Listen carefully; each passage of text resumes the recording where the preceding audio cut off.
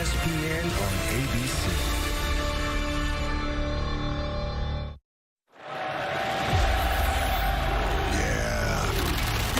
Are you ready? That's called passion, my friends. Your hunger for football. It's time. Are you ready? Is you ready? Ready? You say you ready. Whole squad ready. Ready? This is for our people, the dreamers, the diehards, the determined. My plan is to be one of the baddest athletes to ever walk the planet. I belong to play with the best of the best. I love this game. I'll do anything to continue playing this game. This is an opportunity to unleash our best selves. To finally be seen and break through barriers. Whole squad. This is a chance for a second chance. Rediscovered, revitalized, reborn.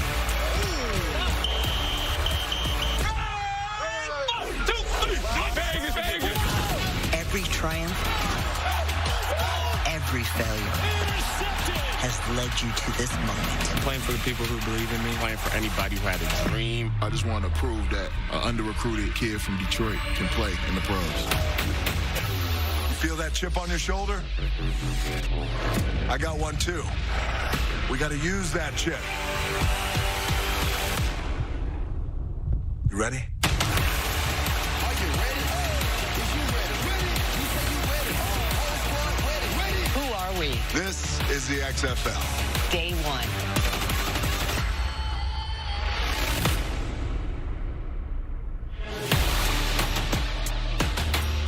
Star power in the building today for the launch of the XFL. It's the Vegas Vipers and the Arlington Renegades from Choctaw Stadium as the XFL returns at the intersection of dreams and opportunity. Welcome, everybody. Tom Hart alongside Greg McElroy. We've got Katie George and Cole Kublik down on the field.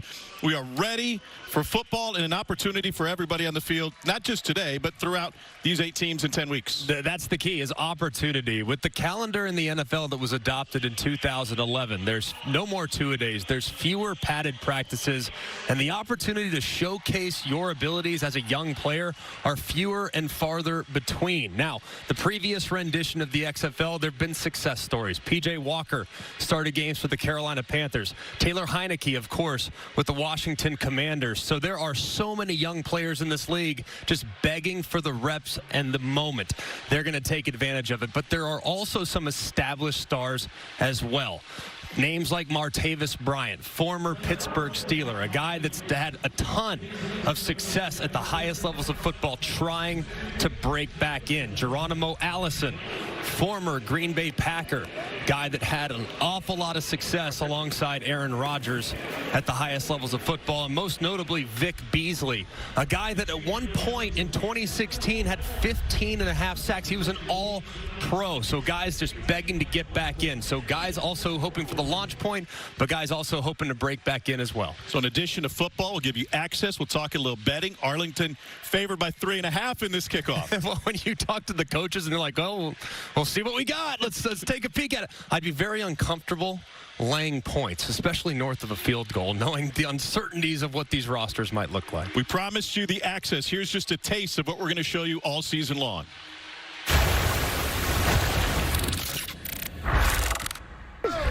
Hey, man, we've been putting in this work for a long-ass time. Yes, sir. Now we can finally get to hit somebody else, baby. Yes, sir. Hey, hit him in the mouth on 3. 1, 2, 3. Hit him in the mouth. That's what I'm asking. Don't get emotionally hijacked. Let the emotions come out as the game comes out. Don't try to do too much. Let the game come to you. Let the game come to you, man. We're going to play lights out. Got to play the 4 quarters, though, right? We play together. Don't practice. We in this thing together. Iron sharpens iron, right? That's what we've been talking about from day one. We're ready. Everybody's ready. Y'all good? Yes, sir. Listen up now. You guys have worked a long time for this, all right? Enjoy the struggle. Enjoy the fight. All right, let's be the smartest team out there. Everyone understand? Yes, all right, let's have a great day today. Get a break. Let's go. Hey, good. Hey, y'all. The time is now. The opportunity is here. Everything we put in, let's show them what we about, man. Let's go. Renegades on 3. 1, 2, 3. Renegades! Talent in the locker rooms and on the field, and here's Dwayne Johnson. In your eyes, because I have been there when they told you that the dream was over. But here's the truth. Your dream is just beginning. Because what you're going to do, you're going to come out on this field and you're going to line up and you're going to show the world what it's like to be truly hungry with that chip on your shoulder. I know, because I got that same chip, and we're here because the X of the XFL represents the intersection of dreams and opportunity. You bring the dreams, we brought the opportunity.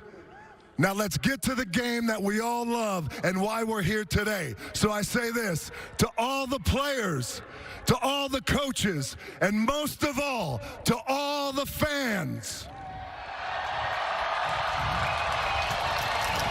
We say this with great gratitude and humility and an insane level of excitement. I declare these words as we kick off our season. XFL, let's ball out, baby!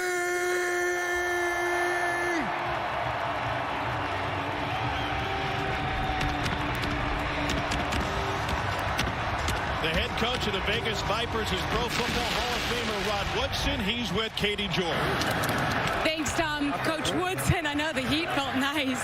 Many of your players haven't played in a live football game in a year or two. There's got to be a lot of emotions. What advice did you give them coming into today? Just don't get emotionally hijacked. Let the game come to you. As you let the game come to you and make some plays. We just wanted to keep your emotions in check. Best of luck today. Appreciate it. Thank you. Cole? Here with Renegades head coach Bob Stoops. Coach, 15 practices, no scrimmages really, very little full contact.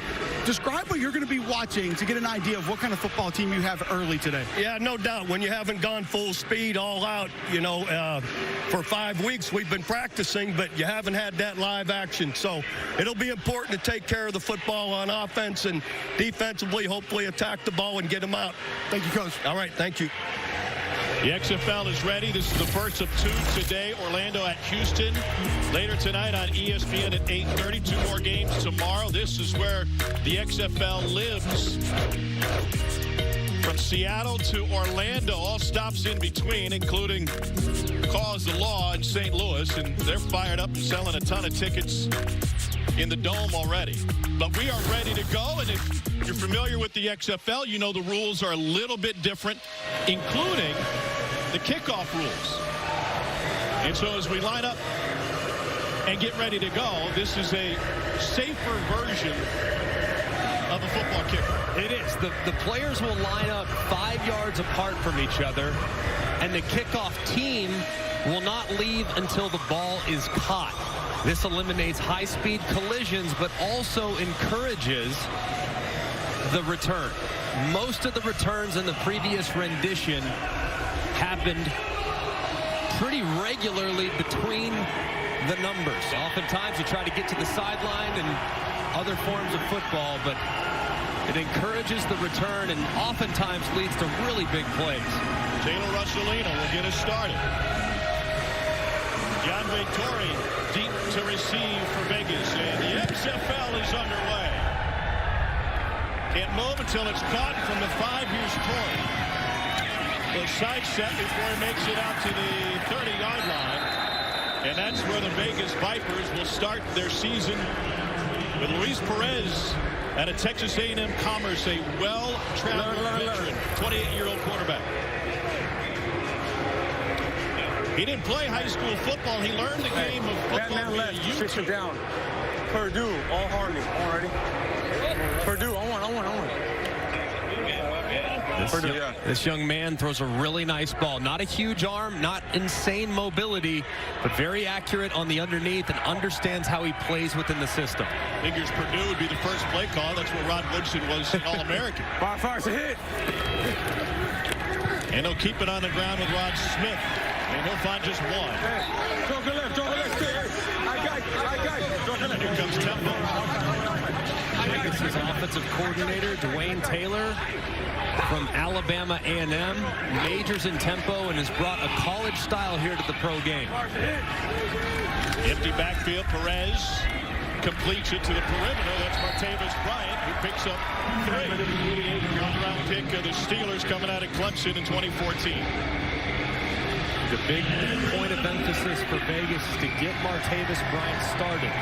When he's engaged, he's one of the most talented receivers in the entire league. But if he doesn't get some looks early, he might not be able to create that same type of approach throughout the course of a four-quarter game.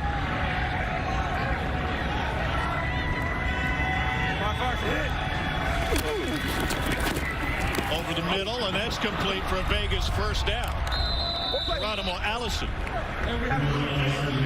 See already the timing from Luis Perez. That's two throws on second and third down that came out immediately before the receiver was out of their break. Cole referenced the 15 practices, but clearly the passing game clicking here early for the Vipers. John Lovett is the tailback. On play action, they get it out to a little screen, and Jeff Badet gets taken down after a gain of 1. Badet started his college career at Kentucky, then played for Bob Stoops in Oklahoma.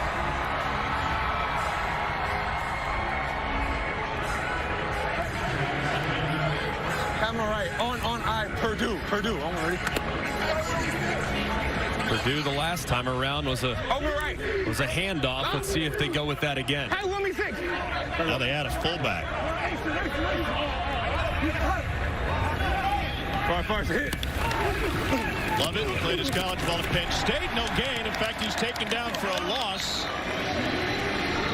And they're going the wrong direction. That was Devontae Bosby. Good job. In 14 personnel, 4 tight ends, 1 running back. There's nothing keeping that corner. Bosby home on the left-hand side. Immediately on the handoff, he crashes and makes the play in the backfield to set up 3rd and long. Here we go. Already 1 3rd-down conversion for the Vipers on this opening drive. Far hit. Hey, 22. Ike. Here we go.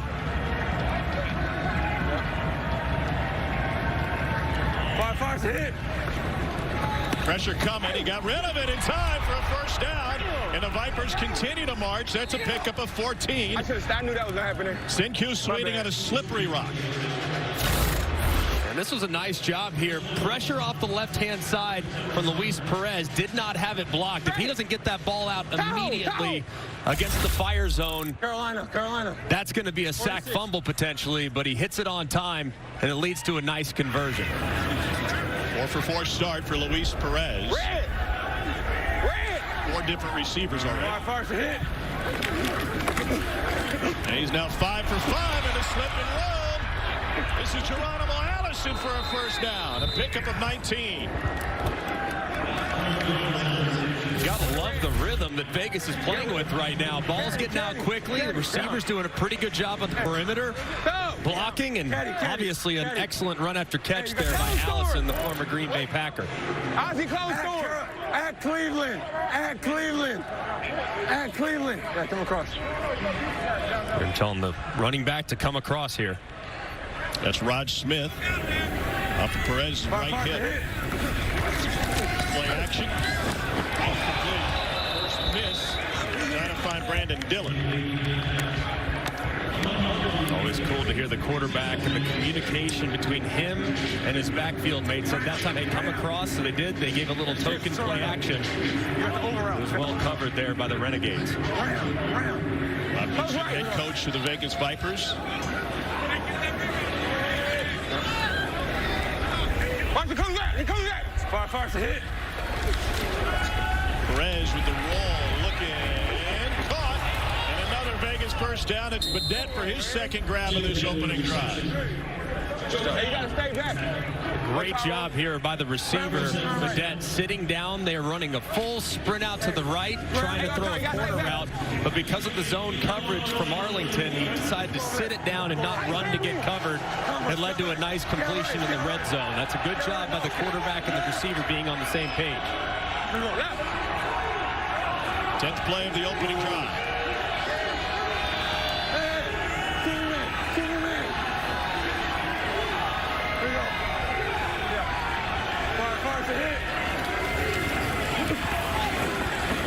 Dump off to Smith. He gets taken down by a host of Renegades, including TJ Barnes picking it up after Tara Alaka was the first man in. TJ Barnes, the guy that they're very excited about. Arlington defensive coordinator Jay Hayes said he's the biggest guy I've ever coached, literally. At 6'6", 370 pounds, still moving on the perimeter, though, nicely.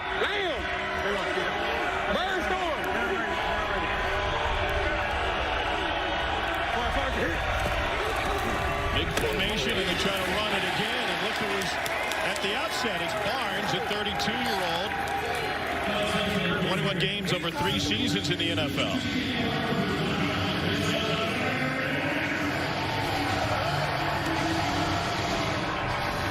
Slant, but look at my finger. You got to slant with my finger. Ike. Bounce left. You hear Ike. That means inside Mike more than likely. That's a protection conversation between Luis Perez and his offensive line. 18, you hear he's telling him who to go to. That's the middle linebacker. He's accounted for. It's Donald Payne, who's also mic'd up today. Perez pressure. Got to dance away. Looking end zone. Touchdown Vegas. Jeff Badette's 3rd catch on his opening drive.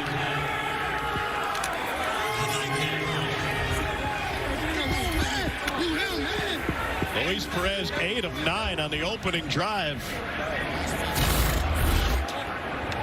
Just a great job of dancing, too. I mean, doesn't like it, steps back in the pocket, then starts to attack the line of scrimmage. And how about Badette again in the back of the end zone in the scramble drill, working to get open, and now we get to take a peek at these new extra point rules for the XFL. You get to determine a 1-point conversion from the 2-yard line, a 2-point conversion from the 5-yard line, or a 3-point conversion from the 10-yard line. And right now, Vegas lined up on the left hash attempting the 2-point conversion. Talking to Bob Stoops before the game, he said the analytics are about equal between 1 and 2. Last version of the XFL.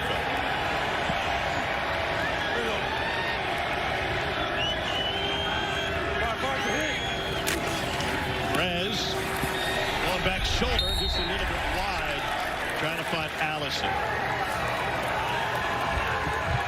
12-play, 69-yard drive for Las Vegas to open the scoring of the XFL. Just an excellent start as Perez working to his right, finding Badette uncovered in the back as they were working the scramble drill. Just a great job of keeping the play alive, and what a way to kick things off. Wayne Taylor, the play caller. Cash it in. Katie George is standing by with Luis Perez. Thanks, Tom. Luis, just 5 weeks of practice to get into a rhythm. Great start with the opening drive. What impressed you most? Our guys, lining up, doing what we're supposed to do and doing the job and winning their one-on-one matchups. What did you think of the conversion? Missed them there. Should have put it on them. Got to get it to them. Thanks for the time. Appreciate it, yeah. Division II Player of the Year at A&M. Teaching himself how to play football by watching YouTube videos. Is that how you learned, Mike McElroy? You can learn anything on YouTube, right? I mean, it's pretty amazing, though, and you can see really a seasoned veteran. Adrian Killens from the 10. And Killens gets stacked up at the 25-yard line. We get a chance to get to know these Arlington Renegades. The starting quarterback out of Ball State is Drew Plitt. Undrafted free agent, was last with the Bengals. Beginning of last season, was perfect in their preseason opener. And he's excited about this, as we said before, an opportunity. And there's history of this league sending guys to the next level. Yeah, I think that this is a young man. It's perfect for him. This league is for a guy like Drew Plitt, a guy that just needs reps, needs an opportunity. NASCAR, they're going quick. And he'll keep it on the ground with Davion Smith. He picks up 4. You expect Renegades to be a little run heavy. Look at you flexing that. You know all your football terminology. What made you think NASCAR was quick? I learned it from the last section. 34 dual fine on the quick. 34 dual, got to think is an inside run to the right-hand side. Yes, you would imagine West Coast offense for Arlington, they're going to be very run heavy early. They'll push it forward and pick up a first down. Talk to a couple of members of this Renegade staff before the game. You're going to see 3, sometimes 4 tight ends on the field. They want to go ground and pound early, trying to control the tempo, get to some play action late, G-Mac, to protect this quarterback. Yeah, keep an eye on those safeties. Of course, you know the head coach on the other side is one of the greatest defensive backs to have ever played the game in Rod Woodson. You know those safeties are well coached, but I would also imagine those safeties are going to be quick to trigger if they see the ball go into the belly of the running back. And we got a flag. Ball stop. false start. Number 77, offense, 5-yard penalty. Still first down. It's Michael Vanderbilt. Last game he worked was the Rose Bowl.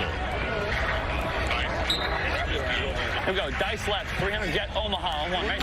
Dice left. 300 jet. 300 jet. 300 jet. That's a quick game. Omaha will be little out routes by the outside receivers. The inside receivers will run little 5-yard stick routes. Box it. Box it. Box it. Box. The 300 quick game. It's hot. 4-man rush. And to the perimeter. And a completion, but not much of a game. By the way, the over-under is 35 and a hook today. A lot of people might think, if you look at the totals around the league, they're relatively low. Why is that? Well, it's because of the running clock. There's not going to be as many offensive snaps. It's basically the clock moves as if a guy goes out of bounds, but the clock will continue to run on incompletions. There's going to be fewer offensive snaps. So I think unders could potentially be very profitable here in opening weekend as these teams try to figure themselves out. For an advantage, huh? Now we saw the scoreboard, timeouts under each team name and an extra chip. That represents the challenge that's available to each head coach. They can challenge anything at any time. Anything at any time. So, for instance, I don't know why this comes to mind, but maybe if you're Nick Sirianni, maybe you would challenge a defensive holding call. You can challenge penalties, and it's all ruled by Dean Blandino in the command center. 3rd and 9 for the Arlington Renegades. Coached by Bob Stoops. And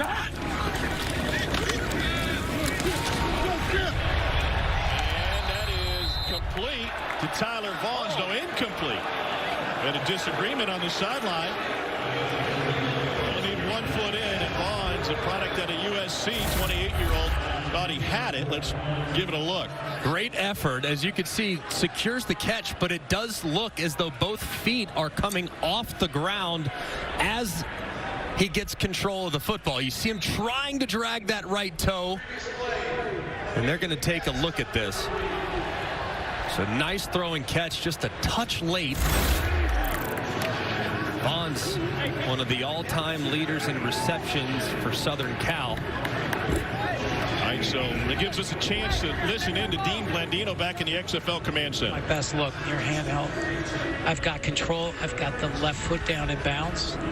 Let's go to our line feed and get a spot. Dean, I had some traffic there. I can't hear you. Yeah, Mike, we're looking at the catch at the sideline. I've got a really good look. I've got control, and I've got the right foot down in bounds. So we're just going to give you a new spot. So we're going to go to the 46. It's going to be 1st and 10. 1st and 10. It's going to be on the right hash. Right hash. And we're going to go on the ready for play. And we're on the ready. So 1st and 10 at the 46. You got it. I think it's a great example. A lot After of times review, play. The ruling on the field is a completed pass. The receiver had firm possession of the ball with the right foot down in bounds. It's Once first down. they figure out the call, then we got to figure out clock, location, and sometimes that's what takes a moment or two. Then you see the efficiency that the command center is able to operate with. Sometimes, you're looking at a million different looks, and it's, I don't know. It's called on the field, incomplete. Boom. Dean Blandino, great job of executing. It's done in about 30 seconds. Get a new spot. And a nice conversion for Arlington. There was a 15-yard completion to Vaughns. We're waiting. Wait, Keith Ford is the running back. They're going to go to the air again. And they're able to find some running room on the perimeter and another first down. Brandon Arconado out of Washington State. Cole, what do you got? Davion Smith, nice chip on that big first down play you picked up. How much do you love that coming out of the backfield? I love contact. I'm trying to put everybody on their butt every time I go out there, so got the job done. There you go. Move Trey right, 96 solid on 1, right? But I'm not just short, so it's 2nd and 1 now. Maybe we see Ford. Hey, start on and then get off. Here we go. Move. Talking to the receiver, say start on the ball and then move off as the tight end shift over. Here's Ford. And he gets bottled up and dropped. Robert Windsor out of Penn State, who retired from the NFL, but back playing again. Throws him down for a loss of 3. And a great job play side by Windsor. He just wins right inside. The right tackle over pursues just a little bit on the stretch. Windsor slips inside and takes what was a 2nd and 1 to 3rd and 4. But because of the touchback rules, knowing that it really encourages offenses here in the XFL to go for it, I think it's highly likely that this is 4-down territory for Arlington. Blue 80! Wait, time! Deep ball, that's caught for a first down. Argonauto's second grab. That one goes for 17. Got to be really encouraged if you're both offensive coordinators. I mean, the rhythm that their quarterbacks are playing with, anticipating throws, getting the ball out on time. Look, the strength of both these teams defensively are on the edges. We've referenced Vic Beasley, but Max Roberts, several others that are excellent really for both Vegas and for Arlington. The edge defenders are really the strength of both defenses, and the quarterbacks are making them a non-factor right now by getting the ball out of their hands quickly. Daytona! Ford. Again, not much. Picks up just a yard. So you knew NASCAR. What do you think Daytona is? Spring break? For you, perhaps, yeah. I suppose, but same, maybe some variants of NASCAR terminology, right? 15 wagon lock bus on one, right? I thought maybe with Keith Ford, the way Rubin's racing, that could be NASCAR as well. He's a big physical back. He comes out for a play, and he's replaced by Michigan's Davion Smith. Smith's first chance, and he gets hogtied after a gain of 3. Let's go, let's go. Hey, Cole, what do you make of the offensive line play so far for this Renegades team? I kind of like it so far. I talked to Coach Heimenbach before the game, and he said, listen, no full pads. We haven't gone to the ground except for maybe 6, 7, 8 plays. The extra tight ends are how they're getting it done. They're just going big personnel and really just being able to play bully ball. Pressure. Hey, pressure. You hear him say pressure, pressure. Maybe they're anticipating some heat here from Vegas, especially up the right-hand side. And there it comes from his right. Got rid of it in time for a first down, and the ball out incomplete. Sal Cannella couldn't complete the catch, and a missed opportunity for the Renegades. A great job here by Vic Beasley. Not a guy that's going to drop in coverage an awful lot, but he condenses down, gets that right arm up, and breaks it up. It's a good job there from the former All-Pro. In coverage. Field goal opportunity for Taylor Russolino. Had a tryout with the Cowboys before this previous NFL season. This is a 38-yard attempt. And in the wind, he's able to push it through. So, Arlington able to answer. Bob Stoops' squad is on the board. 1:29 left in the first. The new XFL has arrived. And it is here to stay. 1, 2, 3. We're making it about her and him and them and you. It's a chance for everyone to be a part of something bigger. Something that just might be more than football. A whole new beginning starts February 18th. Come experience the XFL. Don't wait. Get your season tickets today. Buy now at xfl.com/tickets. ABC welcomes you to the following presentation of the XFL. Game 1 of the XFL is ceremonial coin flip with Jerry Cardinal doing the honors. Underway after the field goals. And another opportunity for the Vegas Vipers now. And Luis Perez. What a story Luis Perez is, and an opportunity for him in this league. He's played in just about every professional league. Practice time in the NFL. On, high. Hold it, check. Completed 72% of his passes and a 9-to-1 touchdown to interception ratio in the USFL. Hey, officer. Hey, officer. You hear him flipping right here. They said check. That means there's basically looking which direction they're going to go. He says opposite means you're flipping the run from the left to the right. And John Lovett is nowhere to go. Picks up just a yard and gets dragged out of there by Will Hill, who won a national championship at Florida. You referenced Luis Perez. I mean, he's the spring king, man. The guy has been in every single league, but continues to get opportunities because he's very, very solid. And one of those guys that has a great understanding of the offense that he's running right now under Dwayne Taylor. Shift to empty. Let's see if he makes a protection adjustment. Fire to hit.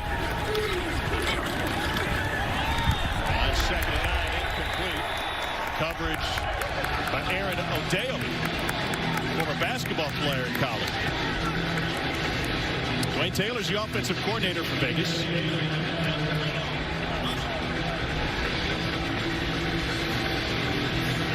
See Dwayne Taylor right there, and Get underneath the gap. 6'6", man. Get underneath 36, man. telling him to get underneath 36. So, I mean, sounds like he's going to have to run something, and it's going to be some type of in-breaking route. And movement on the left side, Larry Williams.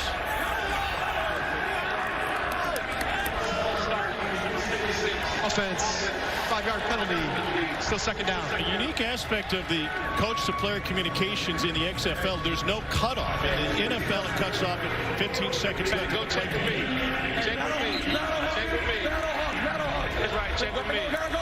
Check with me. Maybe going to take a peek and make the play call after they get a look at a picture of what they're doing. And that's how the first quarter will come to an end. Arlington favored by 3.5, trailing by 3, 1 quarter into the XFL. ESPN's presentation of the XFL on ABC will return after this message and a word from our ABC stations.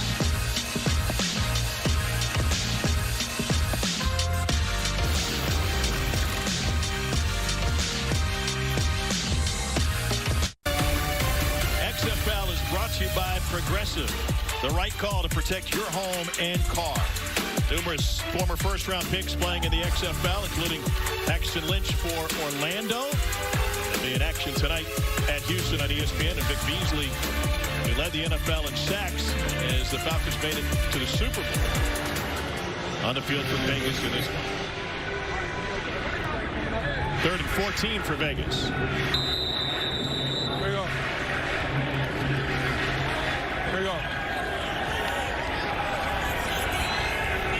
Fire to hit.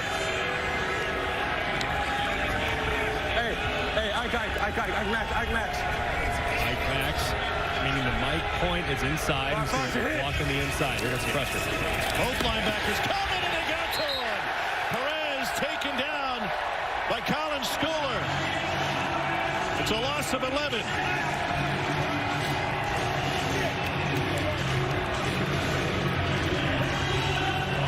You heard the protection adjustment. Ike, meaning you're going to block the inside linebacker to the left-hand side. Center goes that way. Schooler's going to overload it to the right-hand side. And they drop Perez on the pressure on 3rd and long. Michael Carrizosa gets the punt away. It's short and low. Did it hit him? Opportunity for the Renegades, who scoop it up and get blasted. Joe Powell had a kickoff return for a touchdown for St. Louis in the XFL a few years ago. Loses 2 on that one. 6-3 Vegas.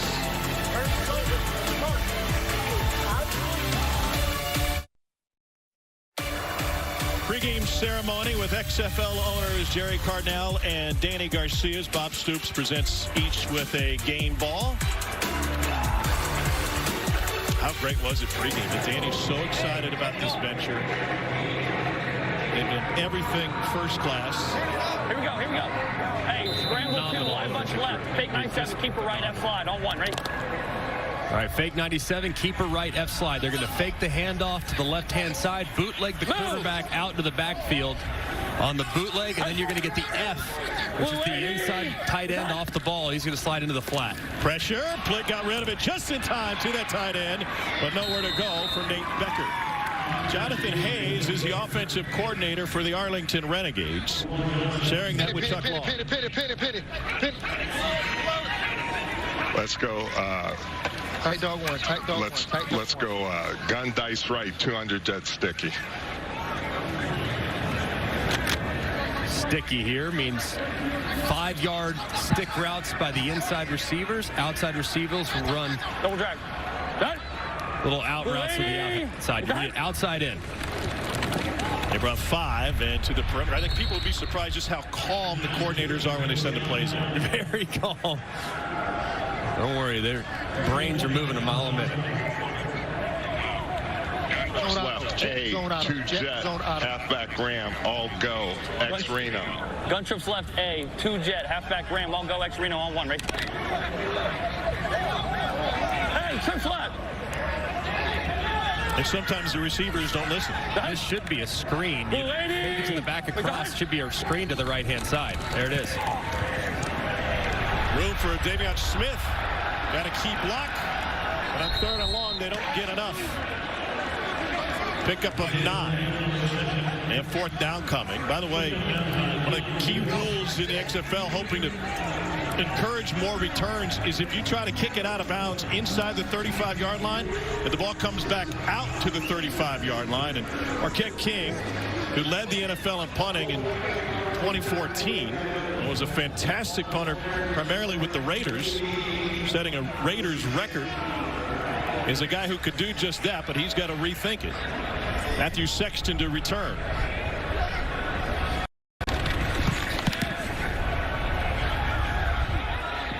And that one checks up like Greg's wedge. Good field position for the Vegas Vipers, holding on to a 3-point lead. And we're back in Arlington after a word from our ABC station.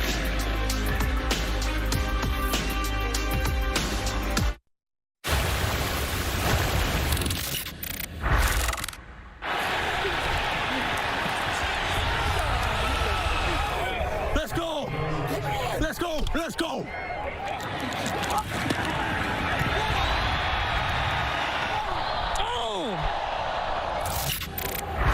All access in the XFL. Luis Perez with a touchdown pass in this one. Vegas with a 6-3 lead. Each team with 3 timeouts remaining. You see that extra chip at the bottom. They also have 1 challenge remaining. Each side can challenge any play at any time. Go with the jet sweep. And a pickup of 4 for DeAndre Torrey. Let's listen in to the coordinators. Right now. Sub. Oh, I need a running back. My running back devil. Ozzy 52 straight. Ozzy 52 straight. Ozzy 52 straight. Sling. Like 2. Feels like organized chaos. 4-man rush over the middle, complete. That's Allison. It's a little tricky. Virginia. Here, Virginia. Now. Boy choice. So far, they've had Purdue, they've had Cleveland, they've had Virginia. Those have been handoffs so far. They stick with that theme and straight ahead for DeAndre Torrey. Pickup of 6. Talking to Rod Woodson yesterday, he's like, look, the thing about our offense is a little bit funky. You listen to the standard West Coast when Arlington's on offense, it's pretty much universal. You know the play calls. Everybody that's ever been in the West Coast offense knows it.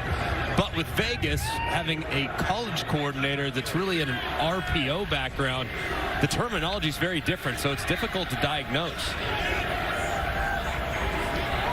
Fire's a hit. There's pressure up the middle and from the edge. And it's incomplete. Trying to find Martavis Bryant. Cole? TJ Barnes been in and out of the lineup on the defensive line. Listed at 379. I got to know what you're weighing right now. 358. Come on. Thanksgiving, I was around 420, but so I lost the weight. It was December was tough for me, but I lost about 70 pounds and got in shape, so. Go. Good stuff.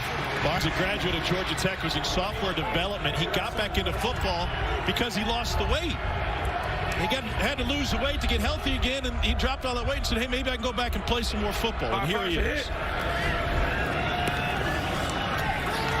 Swing to Torrey. Wow, what a hit. And he gets helicoptered down for a gain of 1. Josh Hawkins and Shakur Brown combined to spin it. Maybe, okay. After that first drive for Vegas, they went right down the field. But since then, we've seen Arlington go to a little bit more of a zone defense. And see Jay Hayes right there, loving the stop there in the flat, short of the line to gain.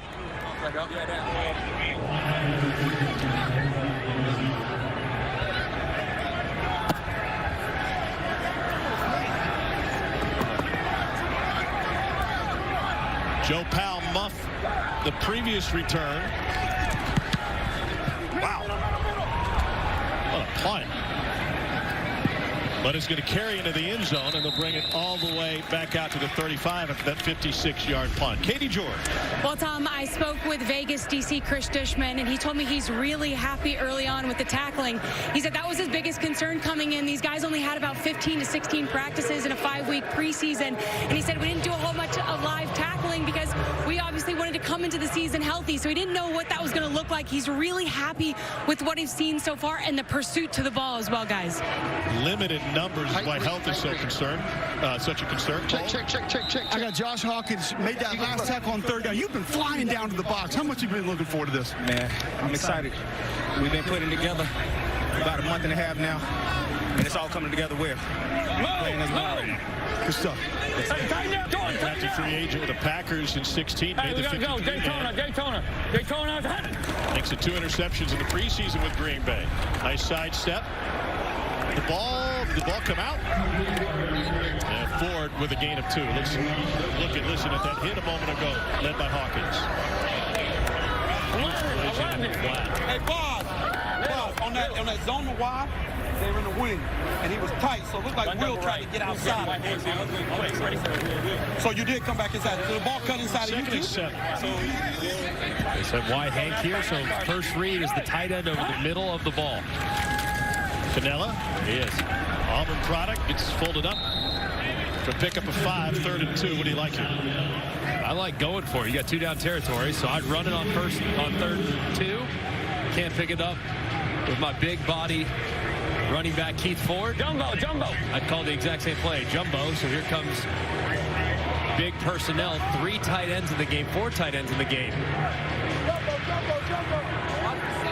The Arlington Renegades. Hey, Tyler, run! Hey, let's go. Jumbo, obviously, indicate extra offensive linemen as well. On the quick. Ready? Play clock at 4. Hand off to the right. Better go NASCAR, Tom. Daytona. Timeout taken.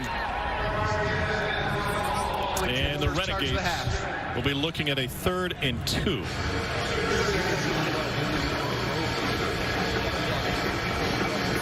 Love to hear what Clint's going to have a conversation now. His offense coordinator, really looking forward to hearing what that interaction's like. So you want to make sure, hey, you want the guys to be fired up, ready to come off the ball, but you don't want them to get too eager and jump off sides. Hey.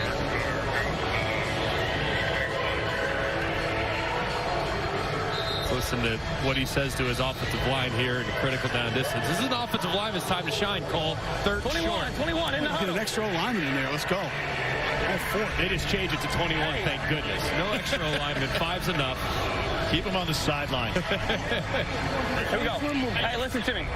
Green right close. 92 blast on the quick. Ready? 92 blast. Little inside run to the right-hand side. Keith Ford is the running back. NASCAR. Lost the football. Missed opportunity. It'll be a loss of a half a yard, and that's if they recovered it, but it looked like Ford pounced on it.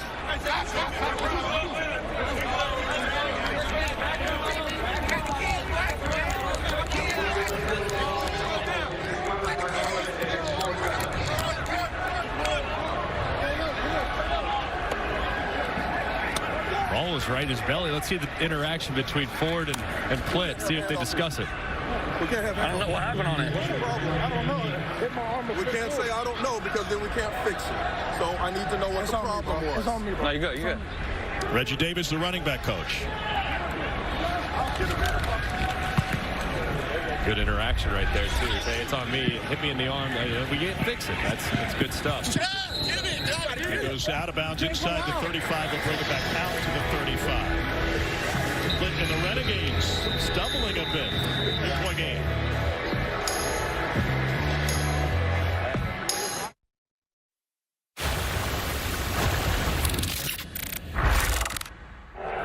Fire's a hit. Hey, Ike Max. Fire's a hit.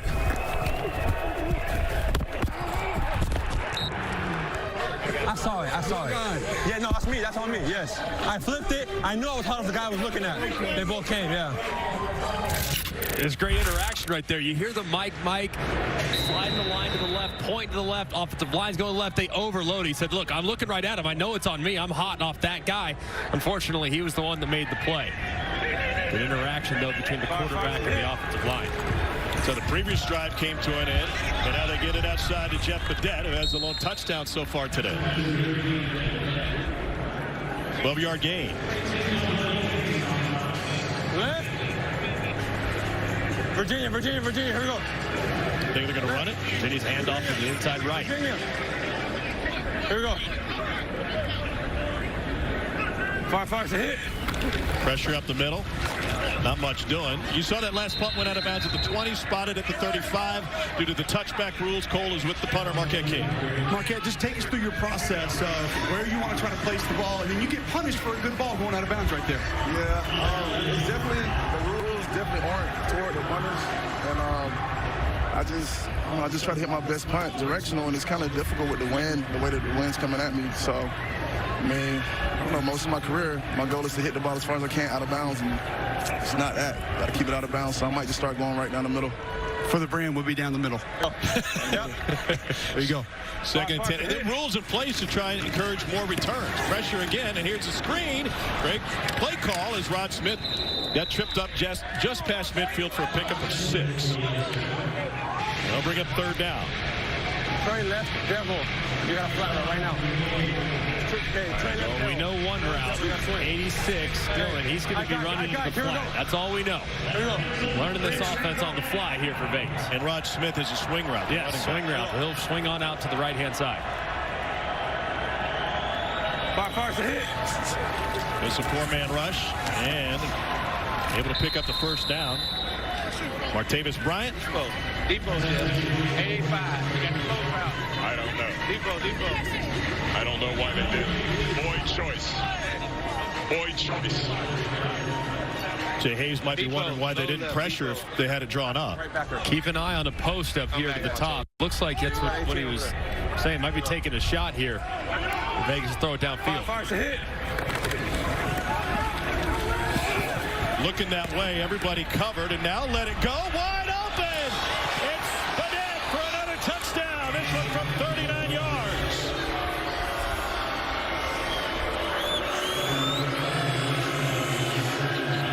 Perez found just enough time to get it to Badet, who beat the coverage late.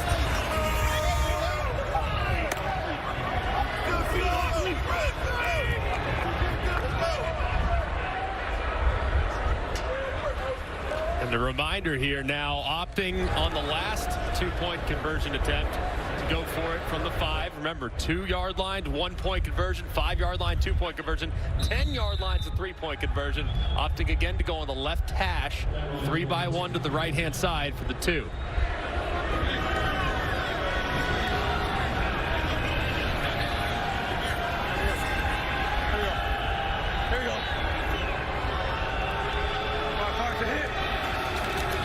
Pressure. Perez launches, and that is, yes, indeed, caught for the conversion by Brandon Dillon.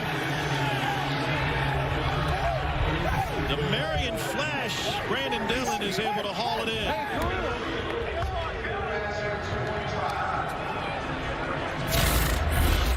This was a great job. Play action said we were going to take a shot. Double post. The safety stays high over the top. He throws it to the grab post to Badet as he's attacking the line of scrimmage, and then the 2-point conversion, dropping it in the bucket. It's a great job of securing the catch. Concentration. Left foot gets down, and also, too, really nicely done by Luis Perez, feeling the pressure buying a little time and throwing a catchable ball for the conversion. 2 touchdowns for Jeff Bedeck. Katie. Jeff, heck of a play there. How were you able to beat the coverage? Just pretty much just staying on the move. You know what I'm saying? My quarterback was just trying to let stuff develop, so just kept my eyes on him, just staying in the play. How are you dealing with the cramping that you're going through right now? I'm feeling good. I'll be all right. Just a little cramp. I'll be all right. Thanks for the time. It is cool. It is windy, but it is certainly dry.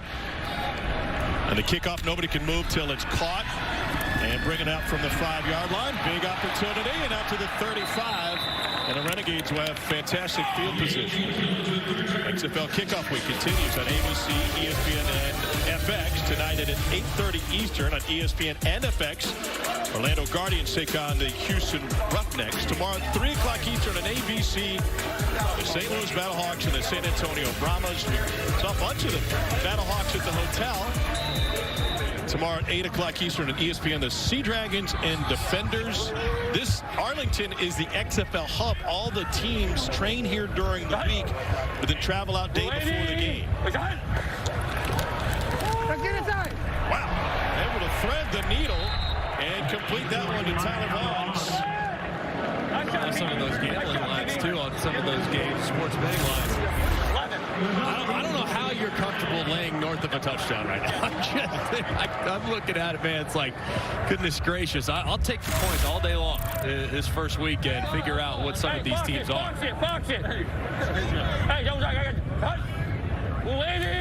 Vegas was plus 140 on the money line coming into this one. 3.5-point dogs, and that one's incomplete.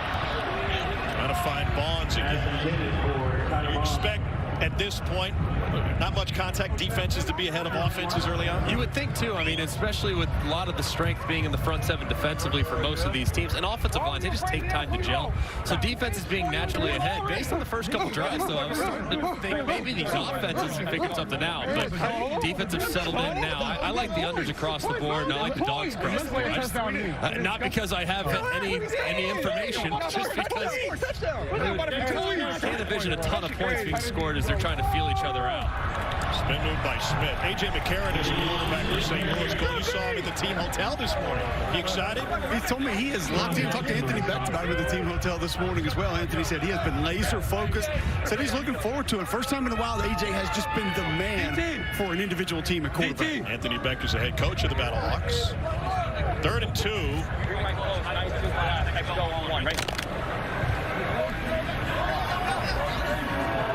Blast, but you have the option to throw the X down here on X go. If you get one-on-one, you can throw it down here if you want to. They'll run it. And left him short. 4th and 1. Jumbo coming in, folks.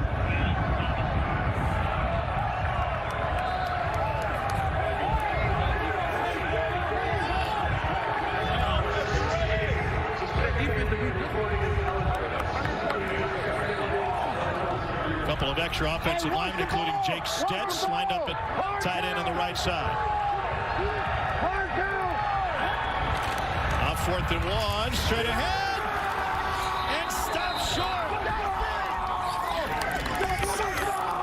Huge stop by the Vipers. P.J. Dawson was the first man there.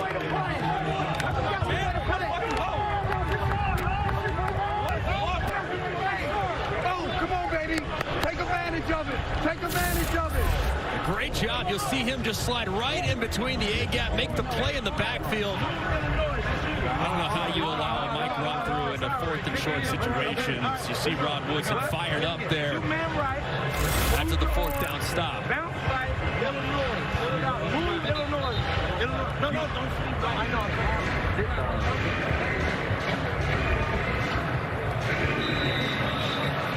So great field position with 2:08 to play in the first half for Luis Perez in Vegas. Perez is hooked up with Jeff Bedeck for 2 long touchdowns. Clock management. Vegas has 3 timeouts remaining. Far's a hit. They have no room on the left side for Sinku Sweeting, who was a dual threat at Slippery Rock, the only active NCAA player at the time with 1,000 receiving yards, rush yards, and return yards. 2-minute warning, 2nd and 9 coming up when we return.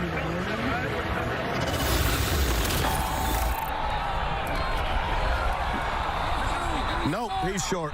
I'll be damned. 2 downs, we can't get. We've got 1 yard.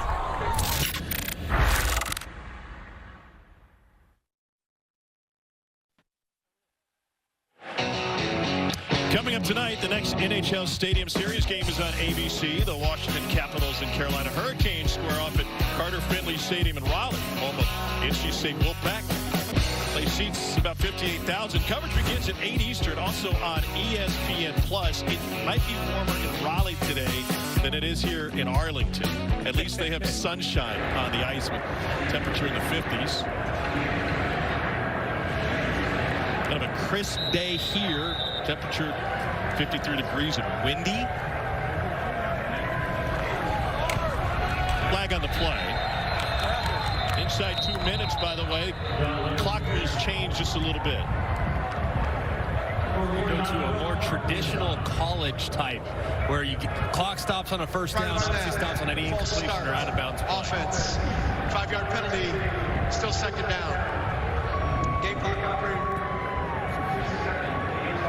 So there's an explanation. The play clock inside 2 minutes. Stopping after first down and after the 2 minute. As fast as it moves leading up to it, a little bit more deliberate pace here before we get to halftime.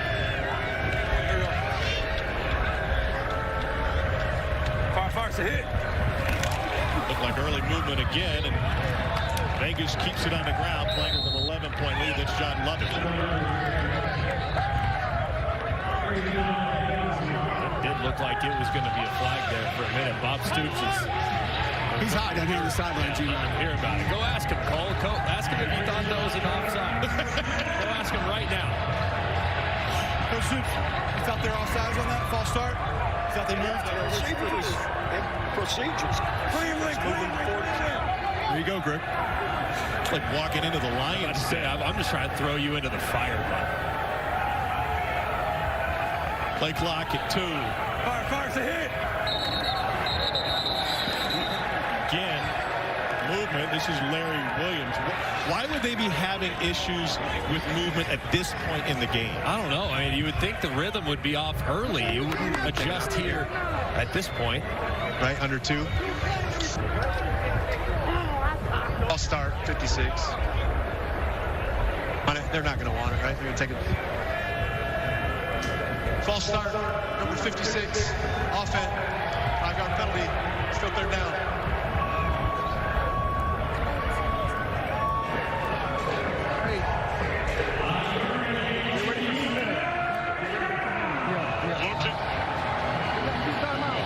Gotta think Vegas just hand it off right here. Try to play the clock game a little bit, at least force Arlington to call a timeout. Renegades have 2 timeouts left. 3rd and 15 straight ahead with Sweeting again. He gets stacked up. They'll take a timeout here. 1:12 remaining in the half. And the Renegades will be down to 1 timeout. It's an awful series there for Vegas after pretty decent field position after this 4th down stop. Really going nowhere, and a couple false start penalties along the way. Now you're punting it back to Arlington with the timeout. An opportunity to steal some points before the half. There's a lot to play for all these guys on this field, but cash is also part of that. An extra $1,000 in the game check each player on the winning team. Yeah, a nice bonus there for victory. I think that's really cool, too. Obviously, you always want to win. But when there's a financial incentive involved in victory, that will to win is even stronger. That's right. There's also to punt it away to Joe Powell, who played his college ball at Globe Tech. Me neither. Powell from the 13. Nice spin move. Still on his feet. And Joe Powell takes it up to the 34-yard line before he finally stood up. 44-yard punt and 21 on the return.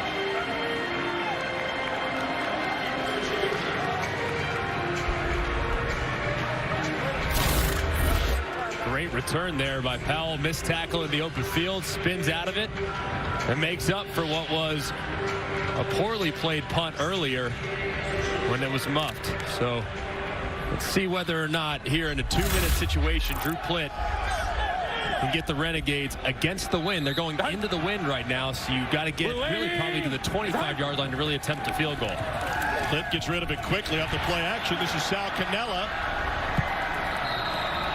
Well, he had a nice chat with Cannella before the game. He ready?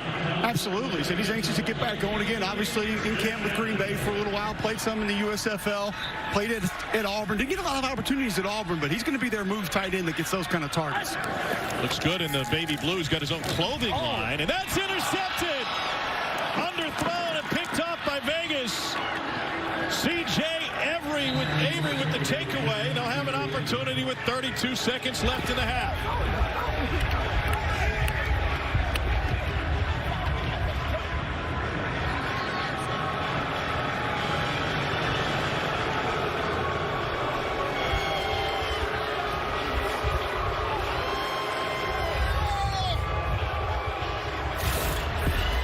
Plitt just didn't see him, and you actually can hear his microphone as soon as he threw it, because he just never saw the guy falling out underneath that seam route. Threw it right to him.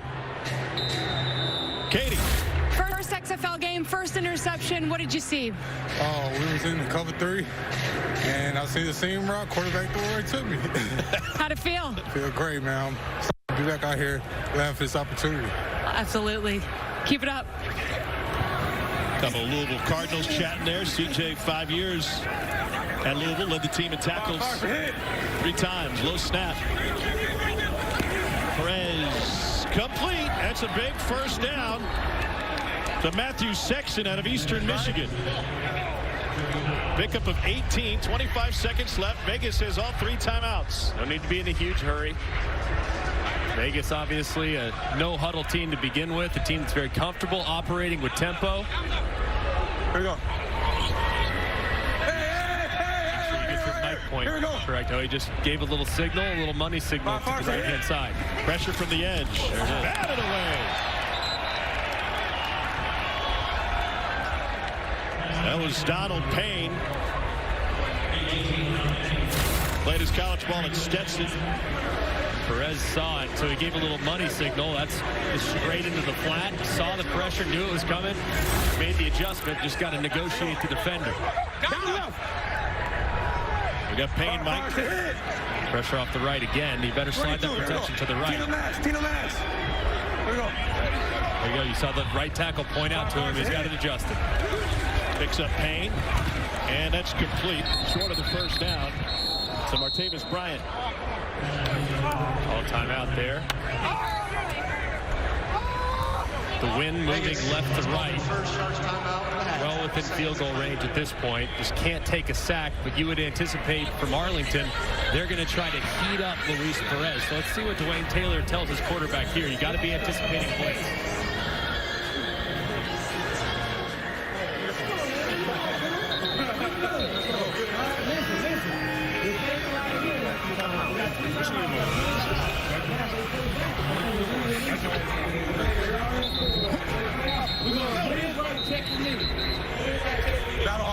Battlehawks.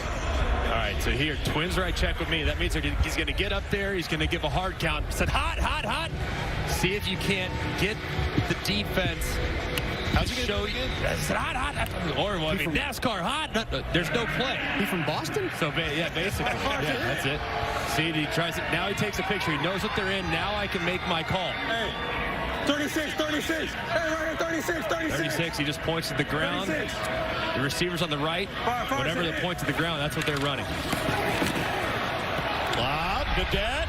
Caught another, and he did it with a flag.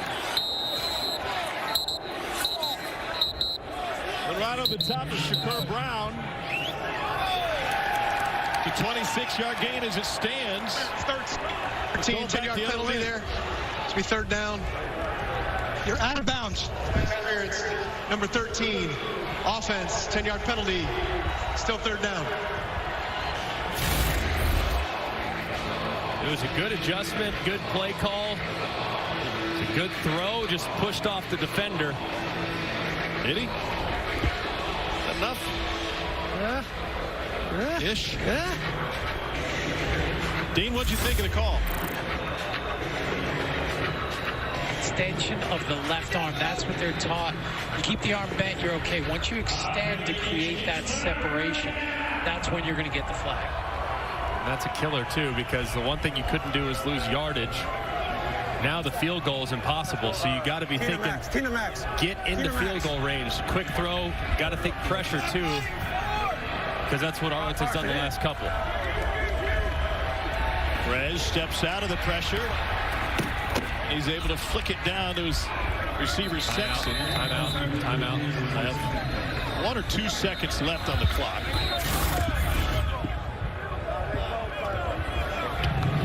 You see that left arm extending, as Dean referenced. Would you have challenged that? Remember, coaches can challenge any play at any time. As we've seen when pass interference was challengeable a few years ago in the league, it was very rare that those challenges were overturned. So I'd hang on to that challenge for the second half. In a game-changing, possibly game-deciding play, I'd want to keep that as long as humanly possible. 48-yard attempt now for Bailey Giffen.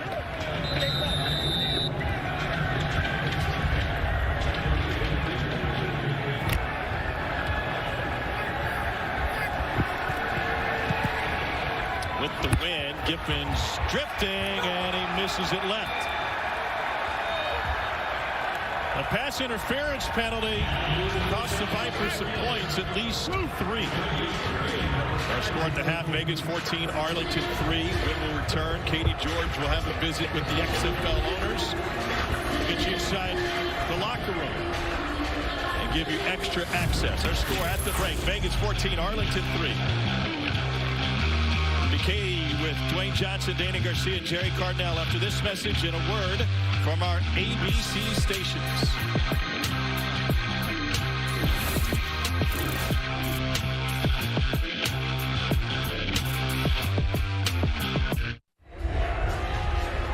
Halftime in Arlington. It's Katie down the field. Katie's with the XFL League owners with Vegas up 14-3. Thanks, Tom. Dwayne Johnson, Danny Garcia, Jerry Cardinal.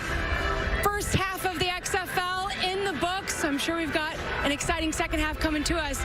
Dwayne, I'm curious, what enticed you about the XFL to want to become an owner with these two? What enticed me, it was the easiest yes that I had ever said. Danny had said 3 years ago, she called me and said, I got a big idea. Let's buy the XFL. And before she could get to the L, I said, I'm in. That's a yes. And the enticement part of it is this was our life. Coming out of University of Miami, it was the dream was to play football and to make it. That was going to be the ticket out. That never happened for me. It never happened for us. So you talk about life coming full circle in this, I think, beautiful, poetic, humbling way to be here, standing on this field, talking to you with these owners. It's very special. Dream come true. Pretty amazing. And Danny, when you wanted to recreate this league, what about it did you want it to be different? You know, I wanted the league to actually have an absolute purpose. And I don't think a lot of people start that way when it comes to sports, but this league was meant to unleash the dreams that football makes possible. And we started there. We started with our players. We started with our fans. We talked about inclusivity, diversity, dynamic play, and we brought some really important principles, and I'm so proud of it. I'm so proud of what we're seeing. As you should be. Jerry, why will this league last?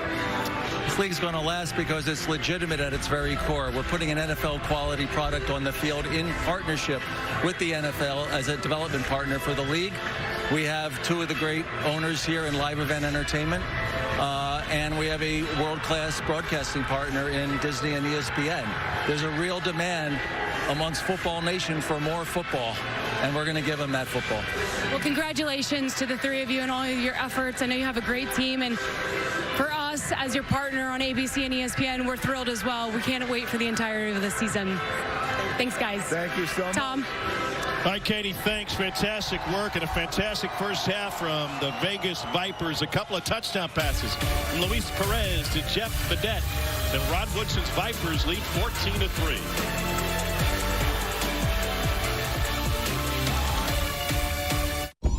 We all have a part to play in this game. So come with that hunger. Bring that fire. Bring it all in, because now is the time.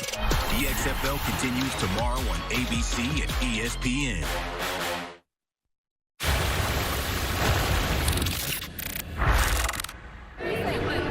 I'm sorry? Where'd you play at? Where did I play at? Yeah. I went to Texas A&M Commerce. Okay. Yeah. Commerce. You know Commerce? When did you graduate? 2017 was my last year. I had him 2 years ago. Did you? Here. Nice. NASCAR. Done. You gotta put your hands up, man. Come on. We need to go through it. Yeah. We need to get a bigger pocket then, okay? You're good. Hey, we're good. Let's go. He was asking about the exchange. You know? Fire, it's a hit.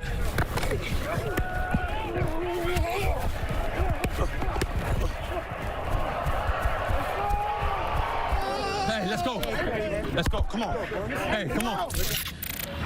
Oh, so far, Luis Perez, the star of the day, 17 of 21 for a couple of touchdowns. Tom Hart alongside Greg McElroy. Let me ask you, if you could get Arlington via live line at plus 400 right now, would you take it? Not what I saw in the first half. I mean, the offense has struggled. Defense settled in, gave up the big play, obviously, to Bedette. And the first drive was not great for Arlington whatsoever. But at 4-1, I still don't even like that side of it. Right now, the live line hovering around 8.5. So what does Arlington need to do to show you that they could win this game? They got to be able to try to figure out a way to get their playmakers in space. So they haven't really taken the top off the defense whatsoever. Tried one throw downfield really throughout the course of the first 30 minutes. Now they just got to figure out to get in a bit of a rhythm. Plitt had the mistake on the interception, but for the most part, they just haven't really had a whole lot of rhythm offensively. Let's get you inside the Renegades locker room with Bob Stoops. Now, KOR, offense, we got the ball. Both sides of the ball, we got to execute third downs better. Come on. Everybody understand? Let's have a hell of a half now. Let's go. Get it started. Oh, let's go. Get a break here. Drew, let's go. 1, 2, 3. Renegades. I would guess if there are any butterflies for either side before the game, those are all done now. Yes. And now it's just football. Very much so. And you actually heard Bob Stoops there. Hey, third downs have been an issue for them. I mean, they can't sustain drives, several of which have been manageable third downs. I mean, 3rd and 2, you get stopped. 4th and 1, you get stopped. You have a fumble. I mean, they've had some mistakes that are very correctable, but kind of normal for week 1 type of performance. 2 of 6 on 3rd down in the first half for the Arlington Renegades. They caught a break with the pass interference towards the end of the half. That took points off the board for Vegas. That was big. And I think Vegas needs to just continue to try to feature these wide receivers. You could tell, and look, we kind of came into the game, you asked the coaches, they're like, yeah, we got some big names, and we don't really know how we're going to be. We'll find out. The one thing that we found out very quickly is that Vegas has dynamic wide receivers, and they need to continue to get the ball in their hands. Luis Perez has been very efficient so far, so expect the passing attack to continue from the Vipers here in the final half. Let's take a look at the progressive first half stats. Luis Perez and that passing attack certainly standing out. 171 yards through the air, and Bedette, the leading receiver, with 5 catches for 74 yards and a couple of touchdowns. Meanwhile, Arlington trying to figure out its offense behind Drew Plitt. He's with Cole. Drew, try to get a little more explosive in the second half. How do your teammates do it? Yeah, we just got to put drives together, finish them, convert on 3rd down, finish our drives in the end zone. Thank you. Appreciate it. Pretty simple, sounds like. Finish the drives in the end zone. I think that's a pretty good recipe for success. What do you think, Tom? Yeah. Well, listen, 10 of 13. 8.8 yards per completion so far for Plitt. He's been fine. I just think that they haven't really been able to sustain anything, and obviously critical 3rd downs is going to be massive here in the second half for them to turn this thing around. Bob Stoops won a national championship in Oklahoma. This is his 2nd turn in the XFL.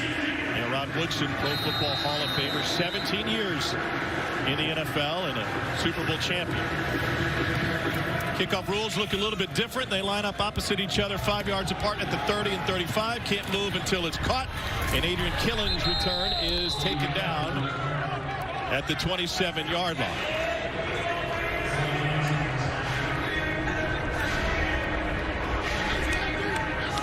The under's looking pretty good. Under is strong. Obviously 35.5 coming in. Opening somewhere around 38. Dropping quickly with some sharp action. I would imagine, though, watching this game, unders are falling in the next 3. I don't know. I'm not watching them right now, but my guess is those things are moving south. On ESPN tonight at 8:30 Eastern, Orlando at Houston. Our second game of 4 this weekend. 8 teams, 10-game regular season. Split, pressure from behind, eludes it, and a nice falling catch by Sal Cannella. Offensive coordinator is Jonathan Hayes. Stay 12. Let's go. Let's go. Left hash. Let's go. Trey left. 35 duo. X dart. 35 duo. A little handoff inside. Z maybe.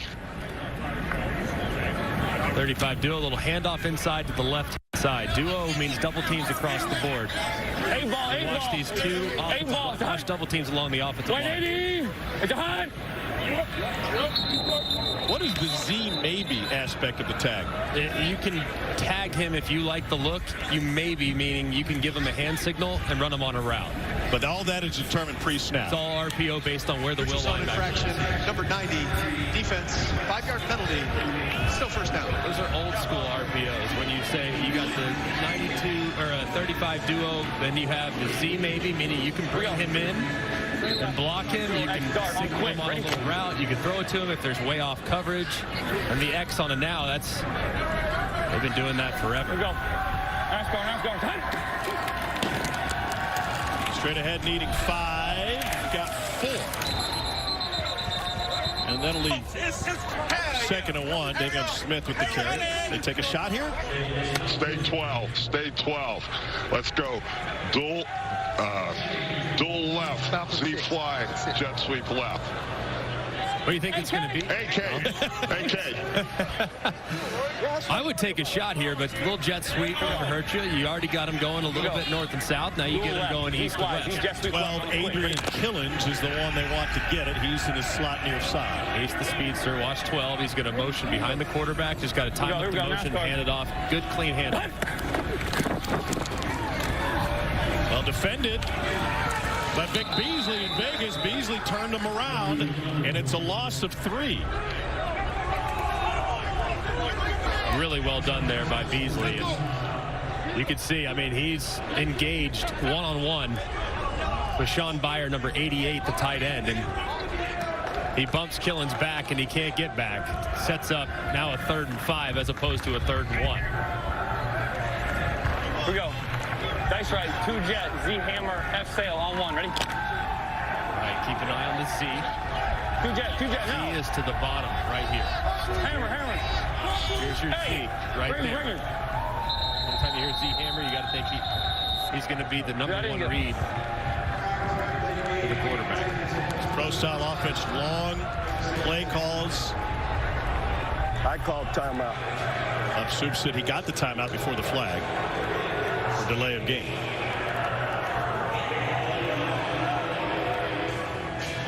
Seems like having a conversation now. Gun double left, 2 jet, Z hammer, F sail.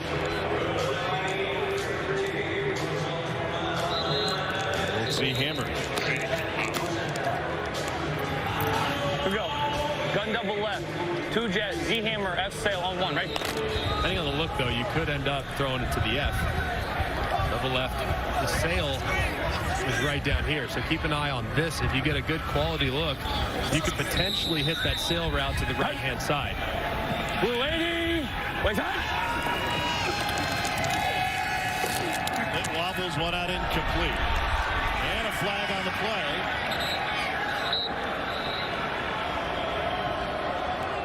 I was going to say. The head, number 23. It's going to be 15 yards, first down. Personal foul, roughing the passer, number 23. Defense, 15-yard penalty, automatic first down. That's Max Roberts. Fantastic score. Every flag has been against that. 1 season at Maine, and Rod Woodson says every flag on us. Practically 6 out of the 7 flags have gone against Vegas. And they got Roberts here for hitting the quarterback in the head. Obviously not a ton of contact there, but protecting the quarterback. They're especially around the head of that area. Gun double right tight. Z orbit 19. Z Philly on a quick. Ready? Hey, this side. 19 Philly. I'm handing it off to him. NASCAR. To him is Davian Smith. Pardon me, that was on the sweep again. And Adrian Killens at UCF. A little action in the Vegas sideline. Hey, Ralph. Y'all gonna let him clean up the pile like that? You gonna let him clean the pile up like that when he's out of bounds already? Y'all gonna let him clean the pile up like that when he's out of bounds? Okay? All right? No. If they're gonna, no, I'm saying, if you're gonna let him play like that, we'll play like that. My guys can play like that. Come on. Let's go. Show me the rules of engagement and we'll engage. I don't have him in the zone. For 2-0, please. He wasn't in the zone. So we'll go ahead. What number? The center. That'd be Cameron Hunt, 56. Who's the center? 68. What's her number? False start on that. 56. The center. Who's the center? Cole, tell me who the center is. Number 56. Offense. 5-yard penalty. Still second down. Center's pleading his case. They got the number right. Let's go. Rod Woodson. Oh, come on! After the roughing the passer. All the calls are going against us? Come on, man. Come on. Second and 11.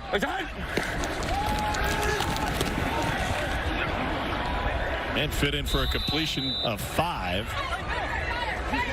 To Sean Byer. I'll tell you one thing that I noticed pretty early here, G-Mac, the pass pro has been pretty solid. Really both of these offensive lines. That usually breaks down early. I thought the pass protection was going to be a disaster, if you want me to be completely honest. I mean, you got Vic Beasley coming off the edge. You got Max Roberts coming off the edge. I thought pass rush was going to be a significant advantage. But the offensive lines have held up really nicely. Gun trips right, and it's a testament to the play callers. They've done a pretty good job of getting the ball out of the quarterback's hands.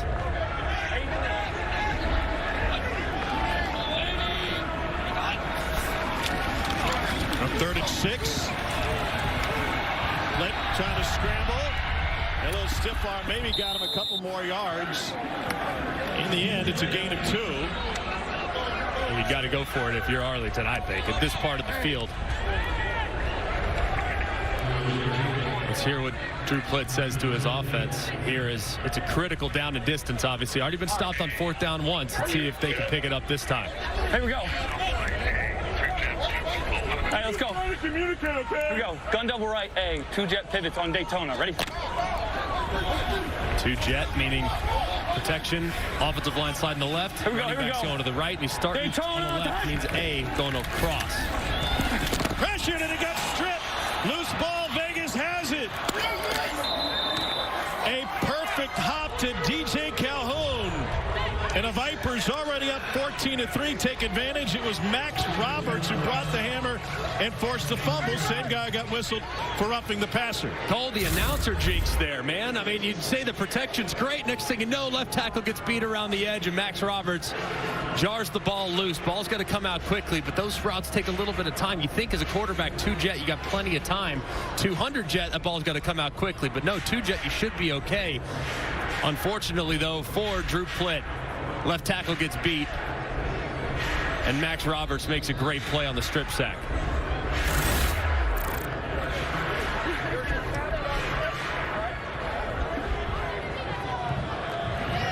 It was a huge play by Max Roberts, who the coaches promised would have a big game. He was born in Austria, played at Fordham and Maine. Now he's starring on opening day of the XFL, and he's with Katie George. Catching his breath, and rightfully so. Max, you brought the pressure. How were you able to come up with the strip sack? Well, we've been working all week. It's not just me, it's the rest of the D-line. It's all of us working together.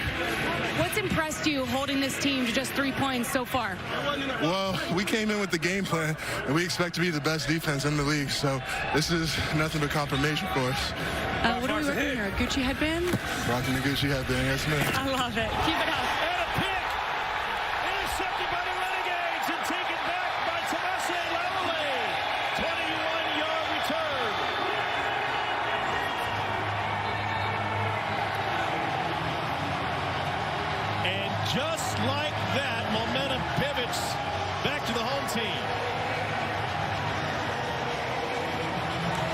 Conversion opportunities for the Renegades. They can choose to go for 1, 2, or 3. Bob Stoops says let's go for 2. They'll do it from the 5-yard line.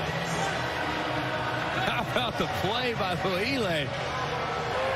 Was reading it out, making a big play, and who would have thought? And what were the odds? Did you check the odds by chance? I did not see. What were the odds that the first touchdown for Arlington was going to be made by a defensive tackle? Hold on, let me text Doug Kazarian. He would know. I think the fellas at Daily Wager might have just cashed a big ticket. Move! They're going for 2 from the 5-yard line. Tipped everybody over. Now a Wildcat situation. And it's kept and taken down at the 5 by Killens, who took this direct snap.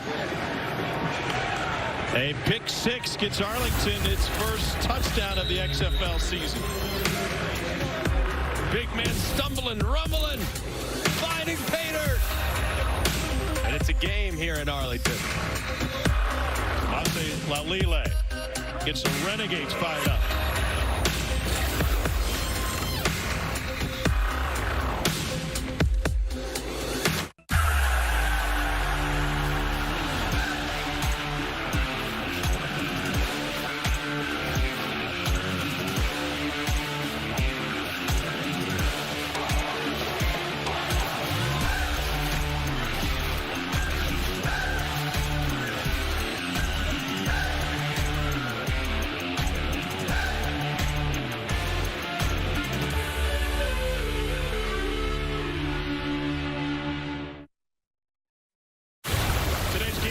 Brought to you by Progressive. Huge opportunity for the Renegades in Tommaso Lalile. A 22-yard pick 6. The first touchdown for Arlington. Kickoff rules, nobody can move until the ball is touched by the receiver. Rossellino kicks it away. And from the 5, it's DeAndre Torrey. Nice move. And Torrey's still on his feet. He's all the way to the 48-yard line. Huge return and a big return on the interception a moment ago, Cole. Thomasy, we've had about 7 minutes. Are you still gassed? Yes, sir. The pick 6. You get into the end zone. Some Gatorade there. Tell us what happened. You started lined up inside on that play. Yeah, I lined up inside, and my job is to go out for contain. It's really Willie's the one that helped me out. He went in, I pushed the cross behind him, I went for contain. He brought the pressure, and I just picked the ball off. Farthest you've run in a long time? Nah, running like that all camp. There you go, good stuff. Yes, sir. Huh? What's the last touchdown you had? Last year in the XFL. There it is. Yeah. There it is. Good stuff.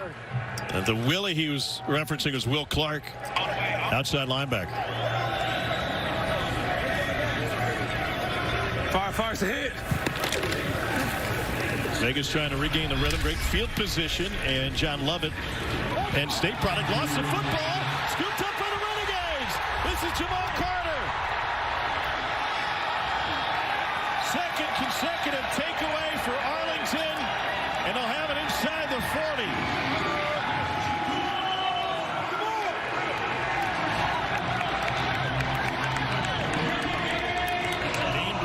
Taking a close look at this play, see if they're going to review it. Here. I don't know if he still has it. Let's take a closer look. I don't know if he got anything else. Looking at both handhelds. Oh, that's not going to help me. There's the look right here. He's got his hand on it. This is your best look. It's the left knee. Stand by, stand by. I got that out. What do you got? It looks out. I mean, called out on the field. I think the play's We're good. We're good. We're good. The best we could do with this is it stands. Let's go. There you go. Come on, tell us what you saw on that play, how you got the fumble. Seeing him coming my way, so I pulled up. He was lacking, so I went and stole it from him. He did. And now a huge opportunity with Canella taking it inside the 20. To pick up a 20, now you're thinking you should have taken Arlington plus 400? How about the over? The over has life all of a sudden after being dead for the first 30 minutes. Canella nicely done moving across the field and a little tempo from Arlington. run it straight ahead with Davion Smith. He gets swallowed up by Robert Windsor. Nice job. Hey, ND3, ND3, ND3, ND3, ND3, ND3. ND3. Daytona.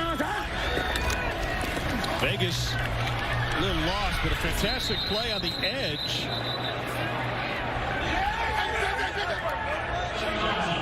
Sean Monster had the catch, and Adam Sparks, who played at both Mizzou and Louisiana Monroe, was all over it.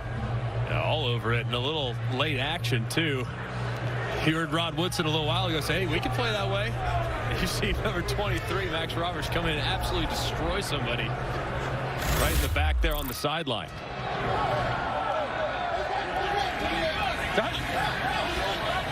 They're down 10.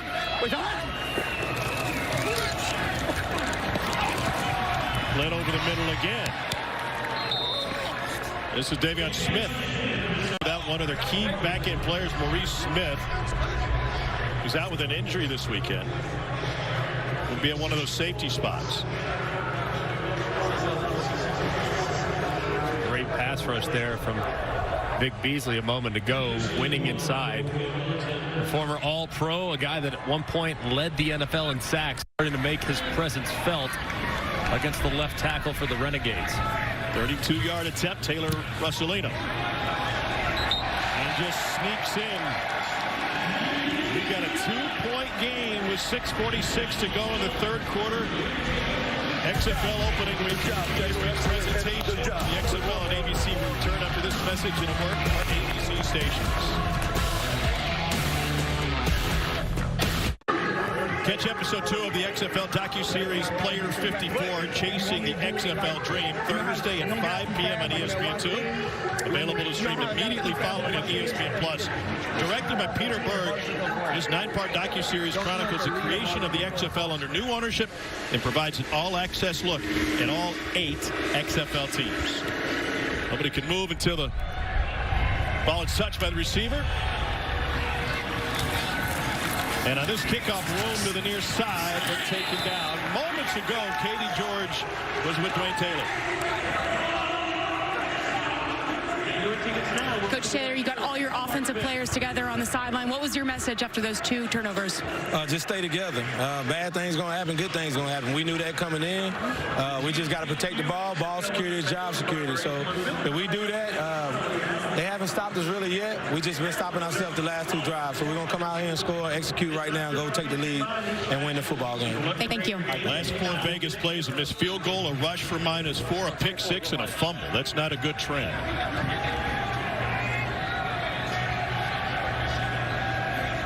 Burdett in motion. He's been their biggest weapon so far. The waggle. Here's Burdett coming back across the formation and a huge crackback block. Wow. Hands up. Absolutely cleaned up. It's Donald Payne.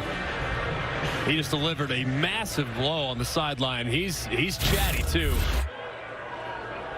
You can see that hit right there along the sideline. Here's Rod Smith, and he gets blasted behind the line of scrimmage.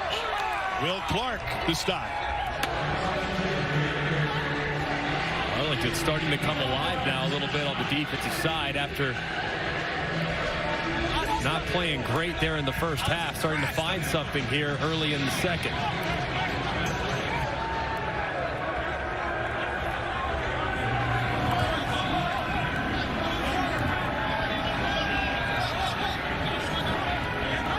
Far's a hit. Luis Perez. Bobbled and incomplete. Trying to get it to Martavis Bryant. He was blanketed by Josh Hawkins. And a 3-and-out for Vegas. Martavis Bryant wanting a pass interference. Just took too long to get over to the spacing. See that window kind of close up as Perez surveyed the field. It was well covered, and a good 3-and-out stop there from Arlington's defense.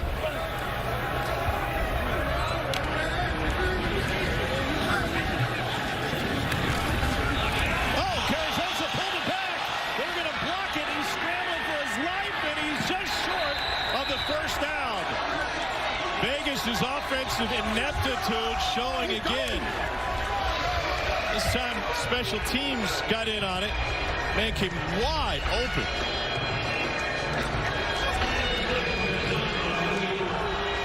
I think Woodson wants to challenge a spot, maybe? I think he's looking at it for sure. I think he may be questioning if they were offside. I think he's definitely upset that maybe they were offsides. He's trying to decide. Of course, you have that one challenge, and you can challenge it. Looked like it was timed up pretty close.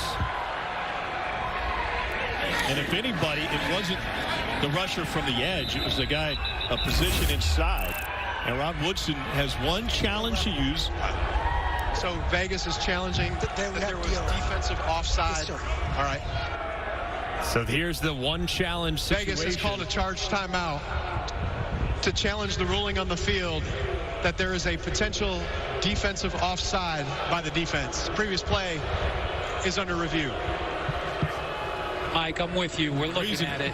It's so big. If it's offside, it's a first down. Yes, it is. You can see Dean. Anything else down the line? Nothing else down the line? Same shot. I mean, I can see, I've got him moving with the ball.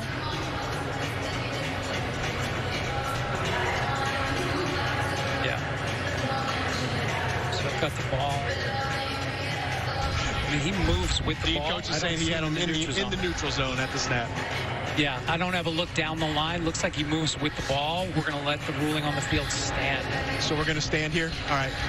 Correct. No foul. Explaining it to Woodson. It's got the defender moving with the ball. That's exactly what I saw. He's seeing the same thing. The defender moved with the ball. There is no foul for offside. It's first down.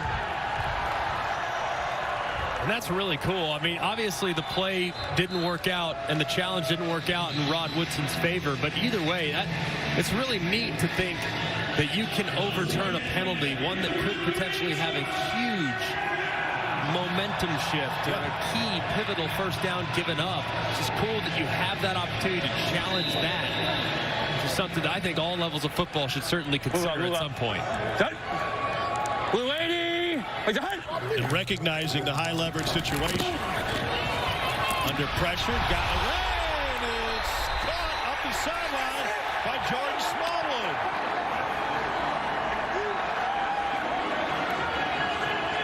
Smallwood went over Sparks for a gain of 23.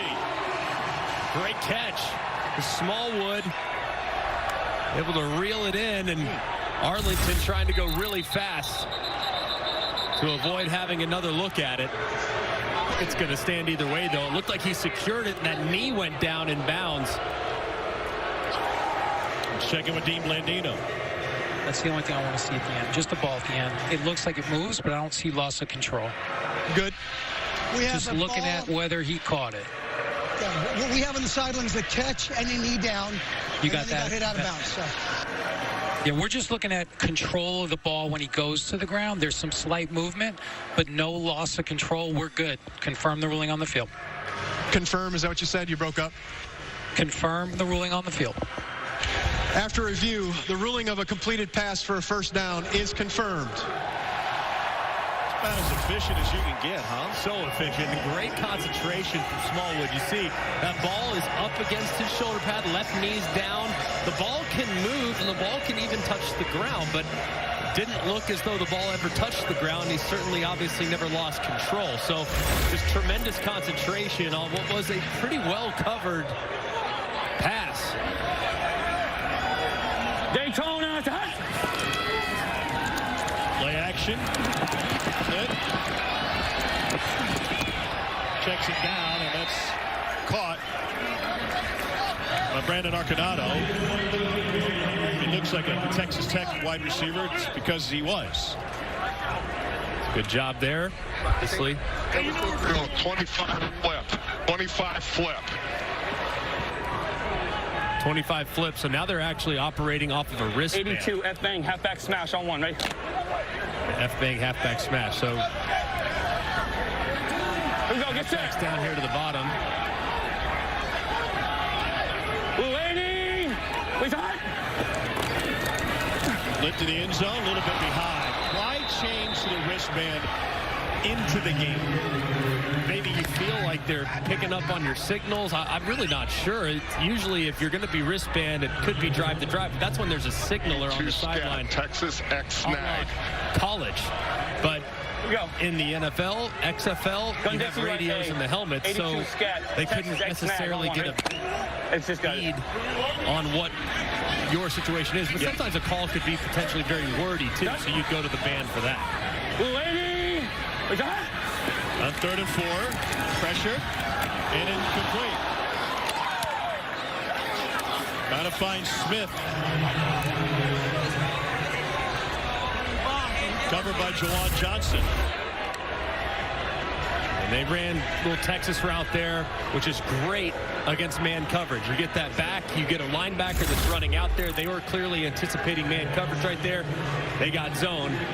The Texas route runs right into the middle linebacker who breaks it up and forces another field goal. That's nicely done there by Vegas's defense.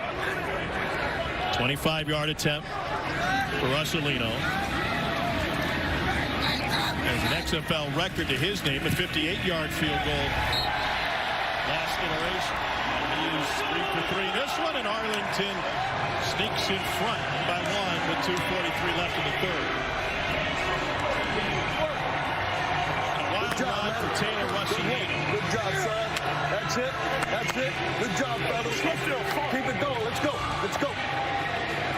Russolino had a good trial for the Cowboys preseason last year. They didn't bite. He told me then he went to Carolina with 10 for 10 in his tryout. Sleet and rain.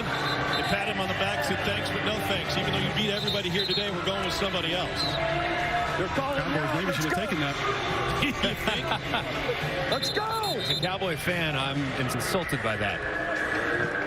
Katie George. Thanks, Tom. It is new. Your defense coach has been on the field quite a bit here in the second half. What did you think of the stop there? Well, it's a good job by our guys playing hard. We knew this is going to come into this game. It's going to be a dogfight to the end. So we're ready for that fight, and whatever happens, happens. You know, our guys are playing hard. I'm so proud of the way they're playing. Our coach is doing a great job of coaching their guys and getting them ready to play. So I'm just fortunate enough to be able to make the calls. Thank you. Okay. Chris Dishman showed up at Purdue as a wide receiver first day. They kept calling him into the defensive meeting room. The only seat open was a seat next to Ron Woodson. He said, stick with me, I'll take care of you. Been friends ever since. DeAndre Torrey stopped on the return. Vegas has to find something offensively. They've been a mess the last few possessions. And they were in such a great rhythm in the first half. Throwing the ball over the yard, a lot of guys open, tons of space, but they have not looked comfortable whatsoever here in the third quarter. They, of course, had bad interception, and that kind of threw their offense into a bit of a funk, and they just haven't been able to really snap out of it. But the way you do that, hey, quick, easy completion for Luis Perez. Get these wide receivers back going again. That's the strength of your team. Turn it over on consecutive plays. Shoveled forward by Perez.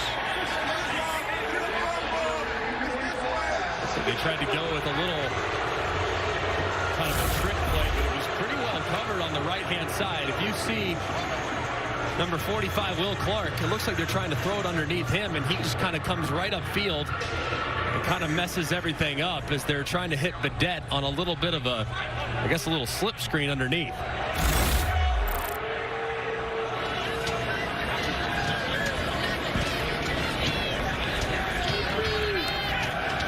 Empty backfield. On 2nd and 10. Off 1 foot. That's complete. To get 4 yards back, Geronimo Allison.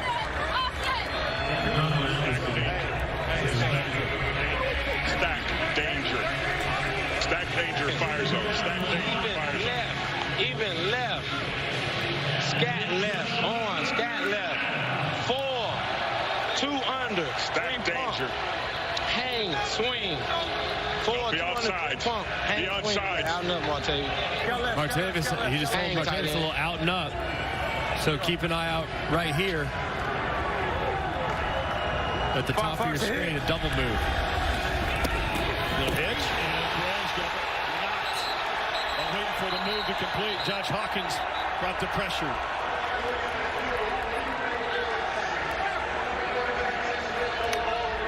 Tough to have time for a double move.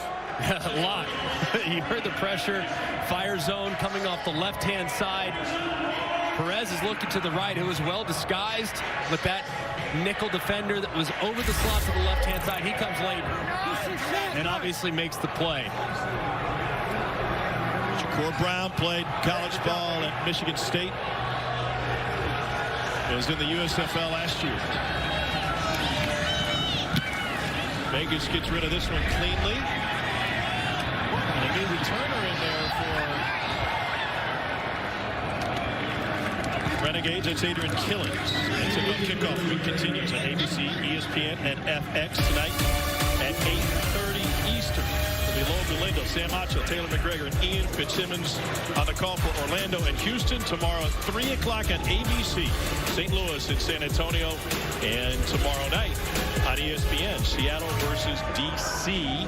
Currently Seattle and St. Louis, two favorites according to Caesars Sportsbook in the XFL Championship. And understandably so. Obviously, A.J. McCarron with St. Louis.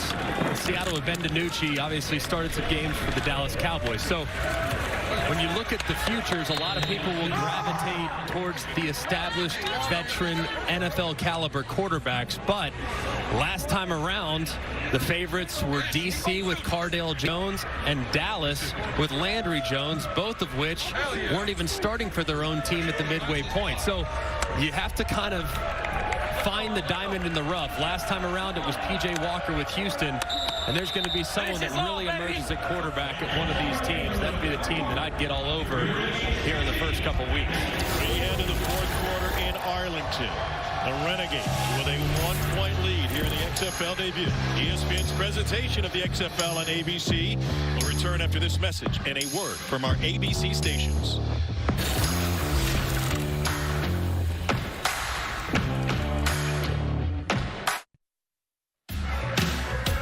Levy's in Raleigh coming up tonight. The next NHL Stadium Series is on ABC. The Capitals and Hurricanes square off at Carter Finley Stadium in Raleighwood, the home of the NC State Wolfpack.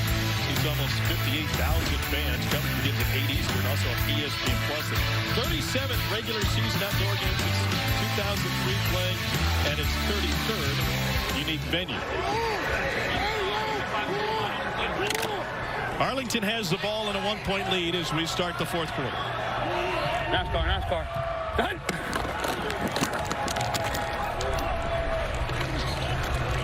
Well, here's a naive question. If everybody knows what NASCAR means and they're going first down and quickly, does that give an advantage to the defensive line? You'd hope. You would hope that the defensive line's not listening in to something like that. But you can get busted on it, too. You go NASCAR, and NASCAR is not your live. You say Daytona could be your live. Those are the two they've used so far. Well, sometimes you can do the fake quick count as well. You have that in your arsenal as well. Maybe that would be Talladega or something like that. So you got to be careful. If you're doing just watch the ball. There's Daytona. And Sal Cannella played his college ball at Auburn. He's got a first down and a pickup of 6. The result is the Renegades. 12 in the huddle. 12 in the huddle. Space. 12 in the huddle. 12. That's the personnel. Daffy Duck. Daffy Duck. Here we go. Daffy Duck. Hey, scramble to Daffy Duck on 1. Ready? Well, let's see. I'm going to be honest with you. I don't know that one. We got to move. Move! Oh, this is definitely Daffy Duck. I recognize it. Yeah, he's running straight ahead, but there's a flag. May have been lined up inappropriately. The offensive linemen were off the ball at the top. That was what happened when Daffy's bill got turned to the back of his head. Illegal formation, not enough players on the line of scrimmage. Offense, 5-yard penalty, still first down. I'm going to call that one goofy because not exactly ideal as far as your alignment is concerned. I got a feeling at the facility that's going to be a very similar name with the second word having a different first letter. Yes, well said. Cole, why is your offensive lineman, why are they in the backfield? Tell them to get on the ball. If they want to pretend like they're wide receivers, and every lineman thinks they can play wide out, you know you got to get on the ball, right? Trying to gain a little advantage. Just get a little bit doing here. Come on. Full head of steam. Ford rips off a 9-yard gain.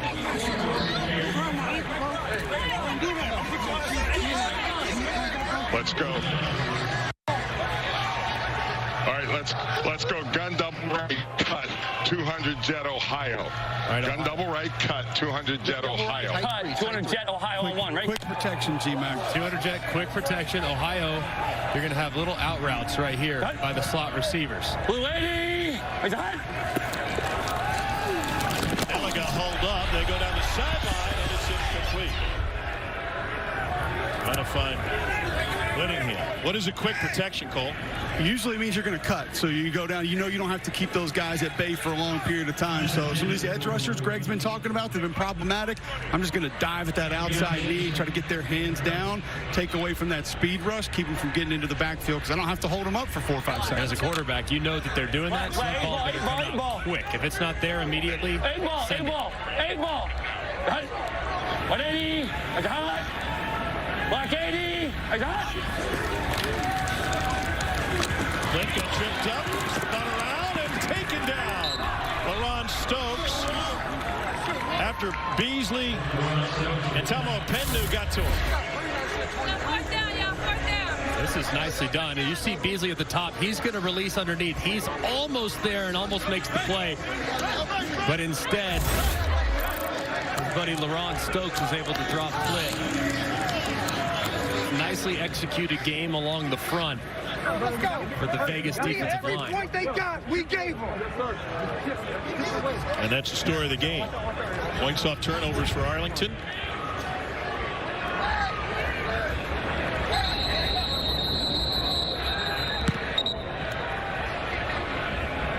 Marquette King was going to get his punt away.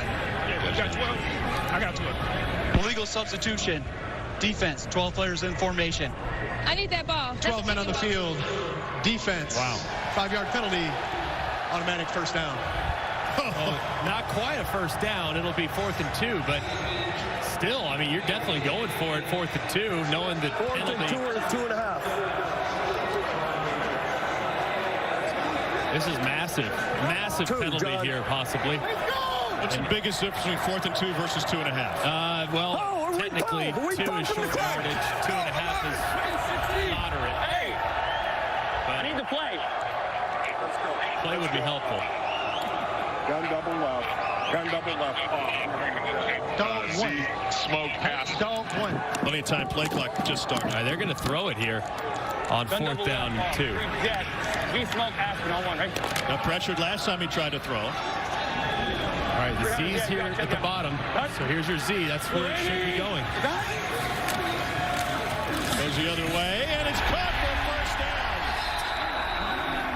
Tyler Vaughns with the catch. Sometimes you just let the personnel take over. Vaughns, probably their best wide receiver. Obviously a terrific career at USC.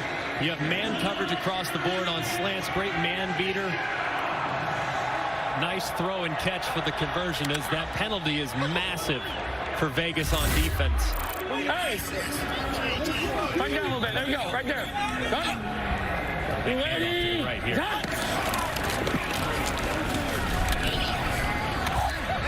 Davion Smith picks up 2.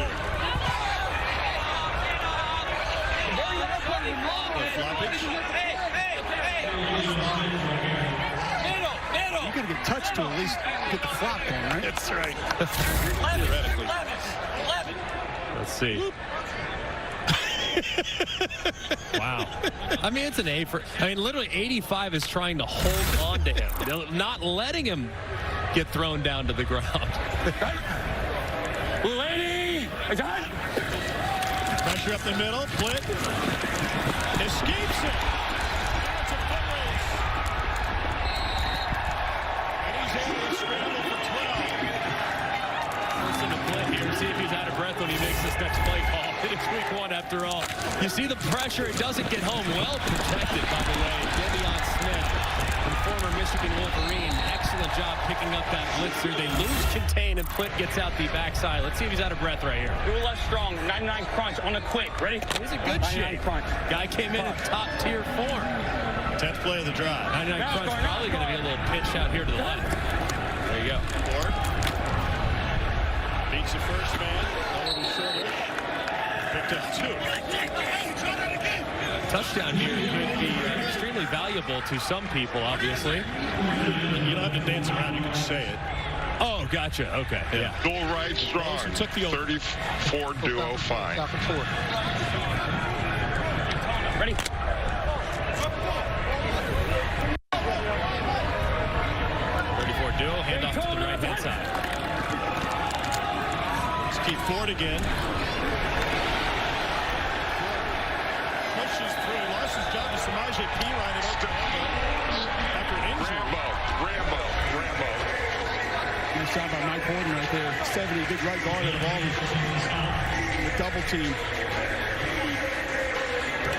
You get your Auburn guy a little love right there. Oh, extra slam to the ribs. Couldn't tell what that was. And a push ahead for the first down.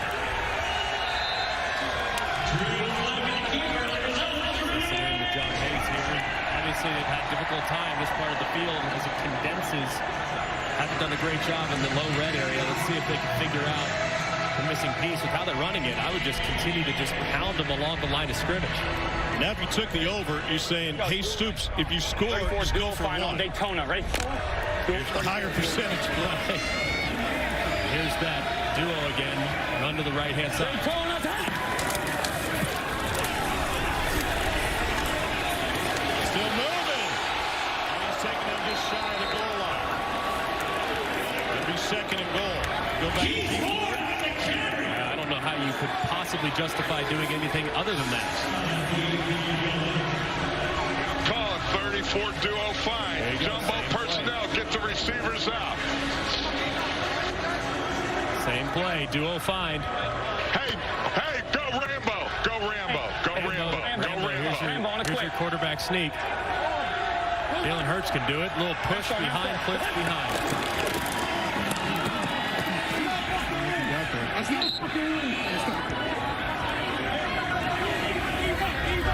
And the spot is short. Third and goal.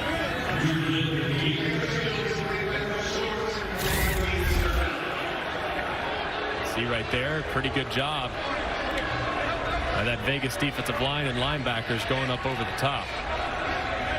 Go duo find again. I don't know why they would go Rambo. Duo find's been unstoppable these last few plays. Green light buzz. 34 duo find on Daytona. Right? 34 duo find right here. 15th play of the drive for Arlington. A touchdown right behind the right-hand side. Daytona attack! Let's keep Ford again. And he got bent backwards at the line of scrimmage. Deontay Anderson beat him to the hole. Fourth and goal.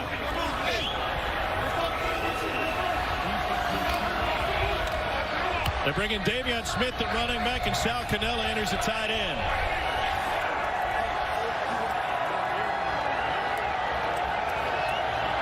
Extend the lead and put the over in play. Play action. They couldn't get rid of it. Huge stop for Vegas. Vic Beasley and LaRon Stokes with the stop. If you took the under, you love it. And a great job. Tried to go with a little fire pass out into the flat. Well covered by Vegas. Nothing there. And the former All-Pro Vic Beasley closes on it as under-bettors everywhere rejoice. Along with Chris Dishman.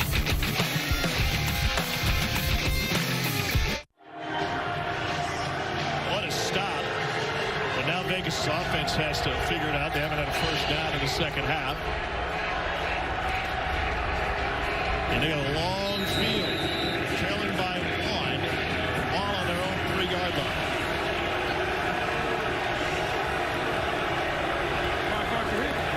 Pressure up the middle. And a call forward. Here's Katie George. Deontay, massive stop after massive stop for this defense. What's powering you guys through?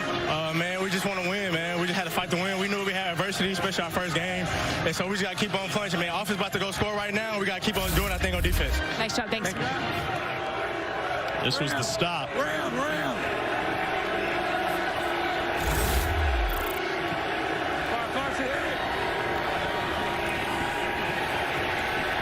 trying to buy some time, but he has nowhere to go with. Martavis Bryant, the nearest receiver.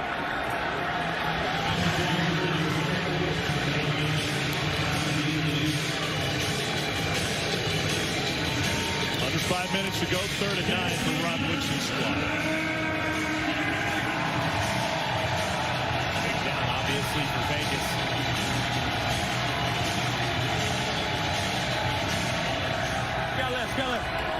Jeff Cadet has been the guy. He's got left, so it means that man protection across the board. Let's see if Arlington beats him up.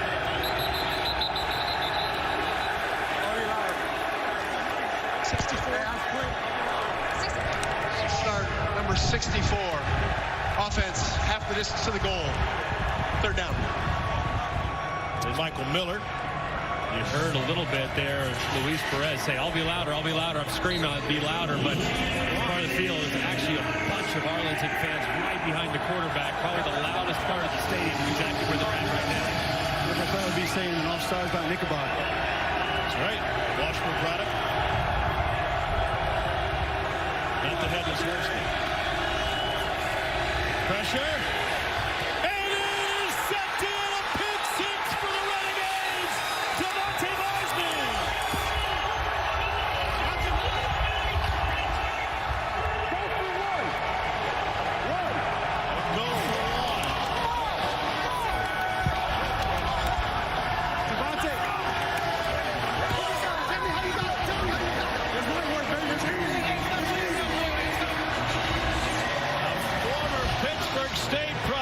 With a 4-yard return on the pick.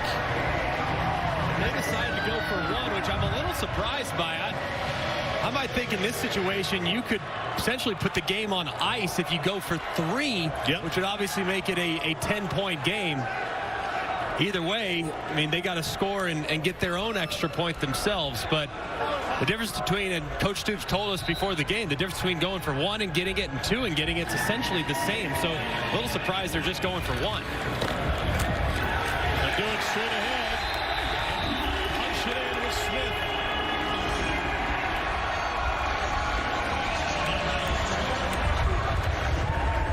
Bosby, the former Pittsburgh State Gorilla, with the strong play for the Renegades. It's now an 8-point lead. Pressure set it up. Bosby took care of it. The rest. Presentation of the XFL on ABC. We'll return to this message and a word from our ABC station. The new XFL has arrived. And it is here to stay. 1, 2, 3. We're making it about her and him and them and you. It's a chance for everyone to be a part of something bigger. Something that just might be more than football. A whole new beginning starts February 18th. Come experience the XFL. Don't wait. Get your season tickets today. Buy now at xfl.com/tickets. After the touchdowns to put the Renegades out 22-14, I'm out here with Renegades kicker Taylor Russolino. Your coverage team is 35 yards in front of you. A little bit of a different rule. How does that change your process? Man, I got to stick to the process, kick the ball through, trust the guys down there, and put the ball where it needs to go, baby. Bomb it. Let's go. Russolino perfect 3 for 3 in field goals. Special teams defense for the Renegades allowed them to build this 8-point lead, hit the over. Life's too short to bet the under anyways. Of course, you know what I mean? So you just got to send it. Ahead of Steve Sweeting. Takes it past his 30. Vegas in the second half was about 14 plays, netting 16 yards, and they turned it over 3 times. Yeah, they got to find something. I mean, they were cooking in the first half, and they've now really given Arlington so much life with 2 pick sixes and a fumble. So they got to find something offensively here. Luis Perez hasn't had much of a rhythm in the second half. No need to get into hyper speed just yet. You got to start putting some plays together and get some of these excellent wide receivers in space. Preseason favorite St. Louis is in San Antonio tomorrow, 3 o'clock on ABC. Virginia. Here's a run play.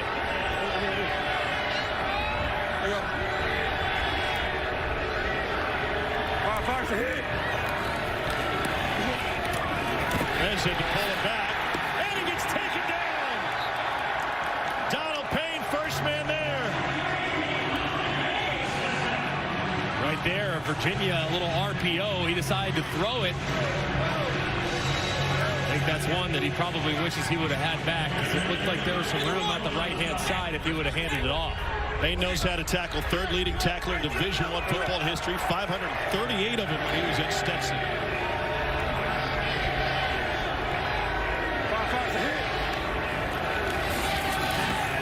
Perez pressured again.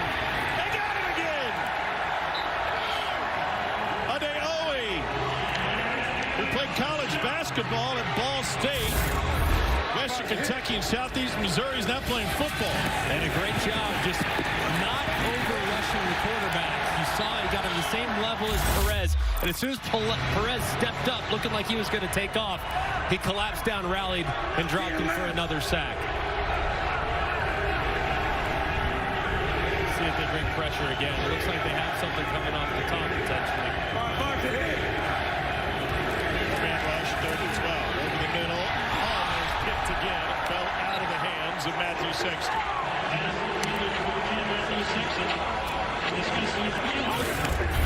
And Will Hill had to go right off of his left hand. Yeah, this was a good throw. I mean, obviously Sexton could feel that defender Hill in there in the middle, and that man-to-man lurk right there over the middle. Could have very easily been a huge blow-up if Will Hill would have seen it a little earlier. Manny had a huge chance out the left-hand side on the slot fade, and he just didn't like it. Big opportunity missed there for Vegas. Vegas will get it away before the 2-minute warning. Beautiful punt. And Michael Carrizosa is too good. He goes into the end zone for a touchback and will take it all the way back out to the 35-yard line. 70-yard punt. First 70-yard punt Michael Carrizosa has ever struck.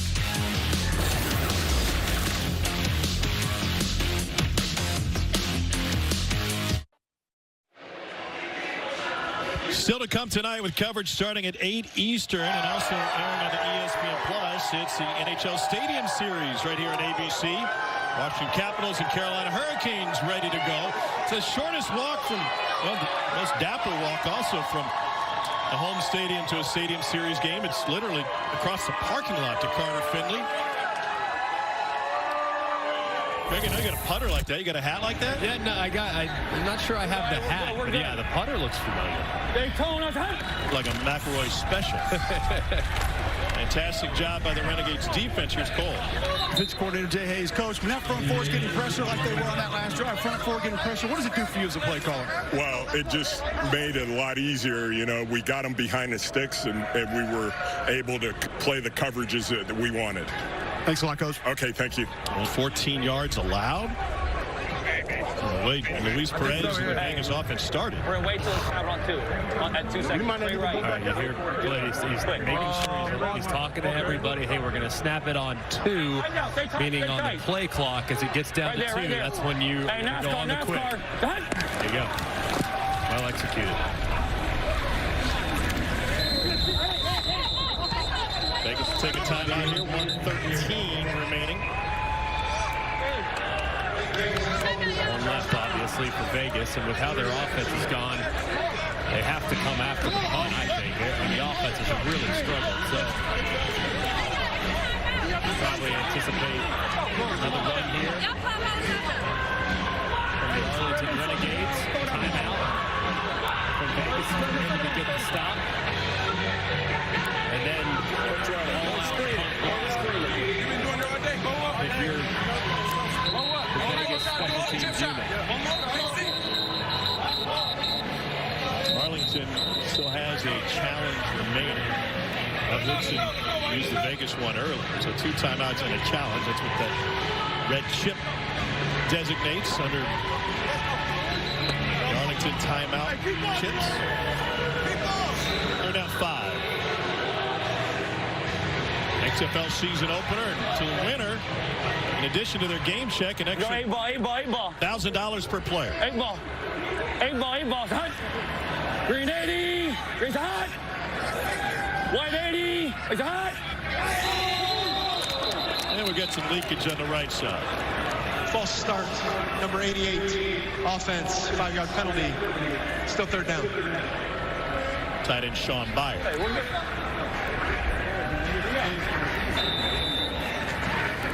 You can hear Plitt say, hey, we're good. But that is a huge difference going from 3rd and 5 to 3rd and 10. Hey, we go. We got to go. Trey right, 34 duo, on one. Ready? Trey, we're good.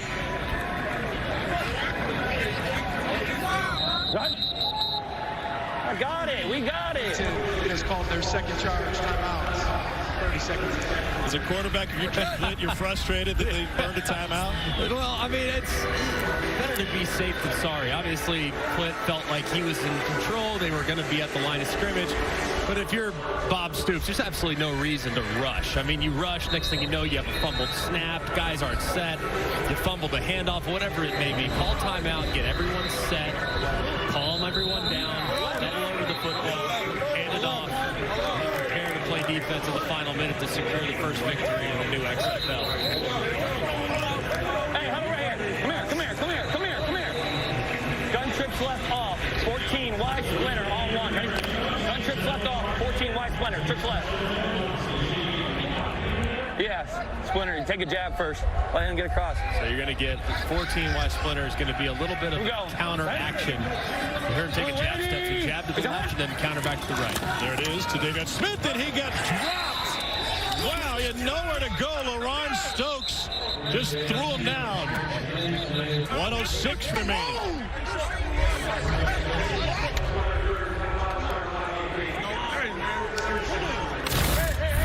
And you're going to see block out right here. Next thing you know, LaRon Stokes, I mean, right up the gut. I mean, usually, if you're going to run it like that, you would put a read. But they didn't read it. That tackle just busted. You don't want to give up a guy inside to block someone outside. You always block it inside out. The tackle on the left-hand side, he's got to be locked on. Stokes knowing that there's going to be counter action going the other direction. Just a good play behind the line of scrimmage. Vegas out of timeouts. Remember, Bob Stoops went for 1 on that previous touchdown, leaving it an 8-point difference. Marquette King gets into that one. Sexton from the 22. And up to the 40-yard line. 55 seconds left. No timeouts. No timeouts, obviously, but when you look at it, a few things to consider here. One, the back door is open if you're on Vegas plus 3.5. That's the most important thing. Secondly, obviously, you got to get the drive started. When you look at Luis Perez, the offense has really struggled. You got to get a completion. You got to get positive yardage on the first offensive snap of a 2-minute drill. We're going to swing after it.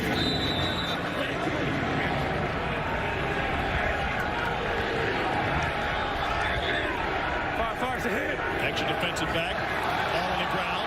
Perez heaves it, and it's caught for a first down at the 30. Sinque Sweeting has it.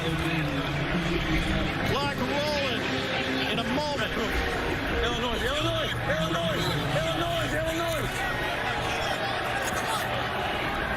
Far to hit. Perez over the middle. And that is another first down. Clock will just stop for a moment. 36 seconds left. Perez has found his rhythm again.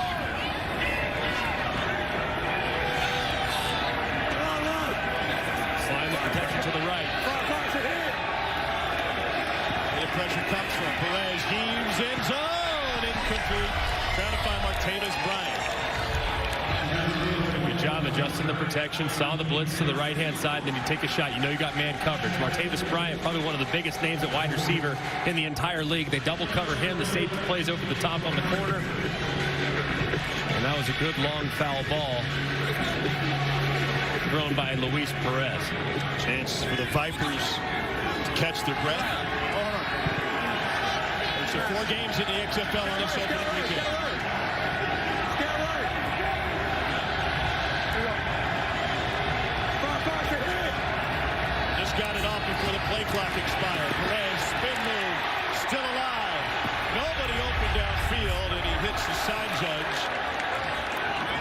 15 seconds remaining. Aaron Adeoye had the pressure but couldn't bring him down. Hey. Take it.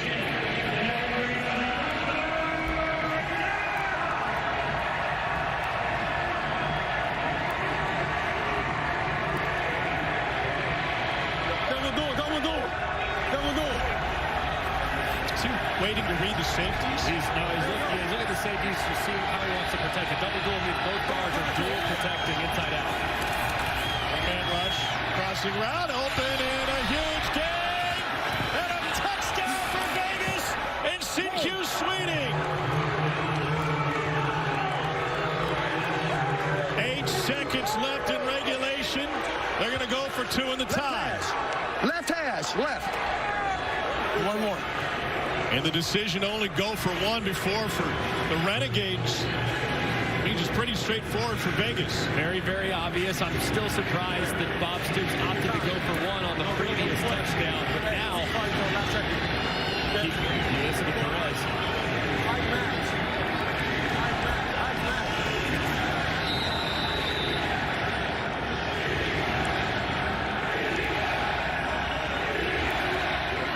So you're going to get coverage. Doesn't look like a pressure look from Arlington.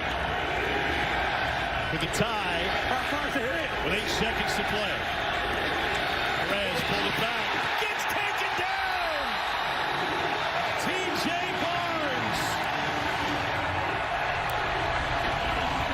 Former dishwasher, carpet cleaner, software developer, and now the sack man. But Vegas will have chance for an onside kick or 4th and 15. When you're thinking quick, me too, I didn't know. And you hear Perez, I was thinking quick.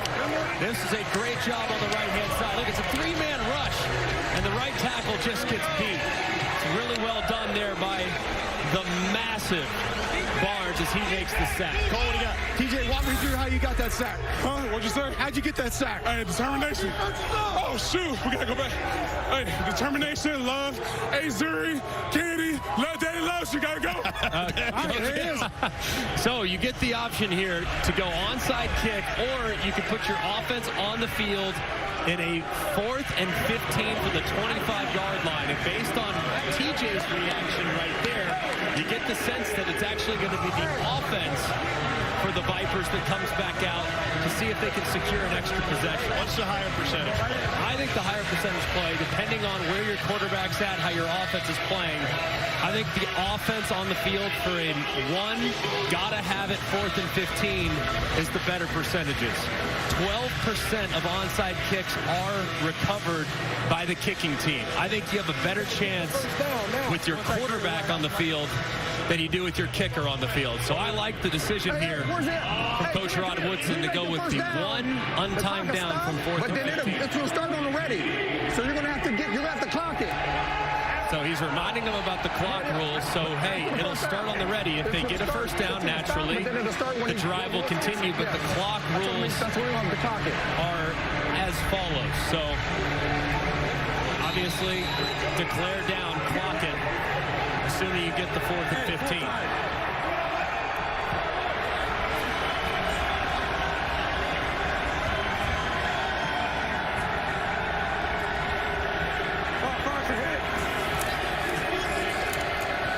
Needs 15. It is incomplete. Got separated from the ball and a huge hit to secure the win for Arlington. Donald Payne again in the middle of it.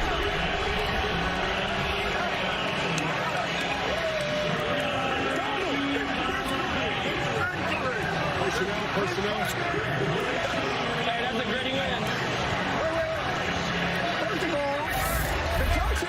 And you watch Payne lined up there, an inside linebacker. He peels off, sees it, and delivers the blow that dislodges the football. It was a well-thrown ball. Tight coverage is going to be, obviously, in a 4th and 15 situation. Allison has both hands on it.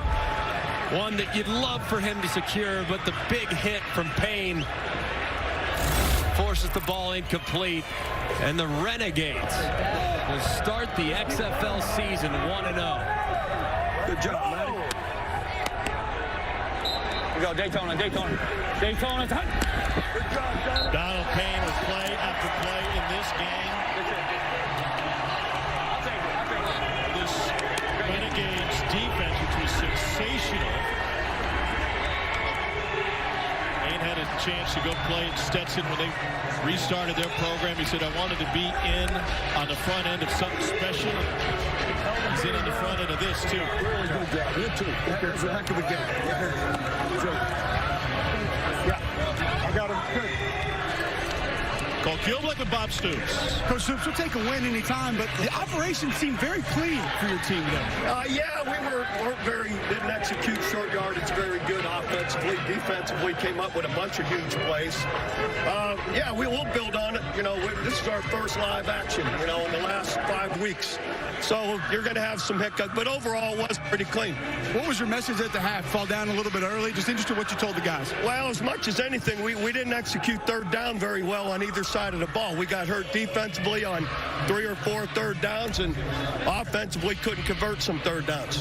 Had a decision, go for 1, 2, 3 late in the fourth quarter. What was going through your mind with those options? Yeah, wanted to get up 8, which proved to help us there at the end of the game. So we went for 1 to be up 8, and worked out for us. Thank you, Coach. All right, thank you. Bob Stoops and his defense were sensational. 2 picks, a fumble recovery, 3 sacks, 6 tackles for loss. We'll get a chance to listen in on the emotions of the winning head coach. Great job. You guys did. Get a sack. Come on. Get a sack. Got him!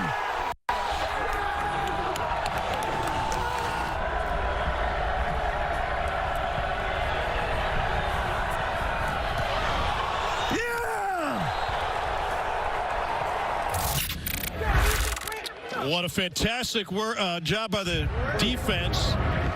Bob Stoops Renegades, and the star on that side of the ball, the Mad Hatter, Donald Payne with Katie. Donald, heck of a game. What was the difference between what seemed to be an underwhelming first half and then a flurry in the second? I mean, we just regrouped at halftime, made adjustments. We just wanted to get after them more. You know, we did a little bit more pressure in the second half, wanted to get after the quarterback, and I think we did that in the second half, and we just made the plays we were supposed to make. You know, we worked our butt off the last 5 weeks here in training camp, and we wanted to put on a good show for Arlington this first week around. I know you're a vocal communicator that everybody relies on the defensive side, but you were flying around everywhere. What did you think of your first XFL game this season? I mean, I just wanted to, go out there and show the NFL, show the XFL, show Dwayne Rock. Everybody on this team still has it. Like you said, we're all being the 54th man right now, and we think we deserve a shot, on the 53-man roster in NFL. So this was the first step in that. We got 9 more to go, and then hopefully 2 more, going in the playoffs. Well, it was definitely a great start by you. Congratulations, Cole. Thank you. I appreciate it.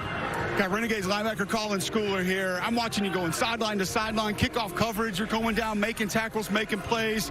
How were you able to be so effective today? Just playing football the way I've always played it. My first pro game was very eventful, to say the least. We had a couple injuries go down in the beginning. Guys like myself stepped up. We were a little shaky in the first half, but we cleaned it up really good in the second half, except for that last drive, but we'll get it fixed, and it's one way to kick off the year. Not bad for a guy off the bench, huh?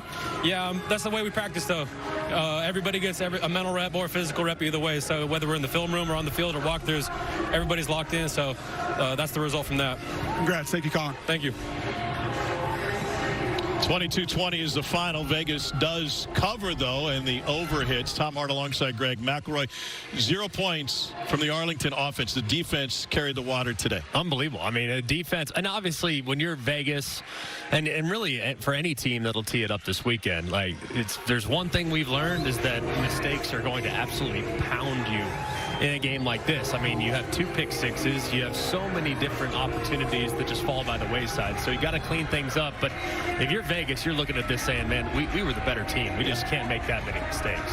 XFL continues tonight. Orlando at Houston on ESPN at 8:30. What can we expect for the rest of the weekend? I think a lot of this. Look, everyone's trying to figure out what they have. All the coaches, they're outstanding in this league. But no one really knows at this point what their personnel is going to do, what their strengths are going to be, what their weaknesses might be. Basically, don't shoot yourself in the foot. You give yourself a chance. So I think that's probably, it's going to be a process of feeling things out over the next 3 games, but it should be awesome here both tonight and the doubleheader tomorrow. We got a full taste of everything, including the alternative onside kick with a 4th and 15 that decided the game, essentially. That was the difference at the very end. Yeah, and how about the 4th and 15? We didn't get a 3-point conversion attempt. That was maybe next the time. one disappointment. So we have something to come back for next week. We're excited about it. I'll be back next week. Arlington with the win, 22-20 over Vegas. Don't forget, Orlando and Houston on ESPN at 8:30 tonight. So for Cole Kublik, Katie George, Greg McElroy, sensational ABC crew, I'm Tom Hart. Coming up next is ABC World News Tonight on your local news over most of these ABC stations.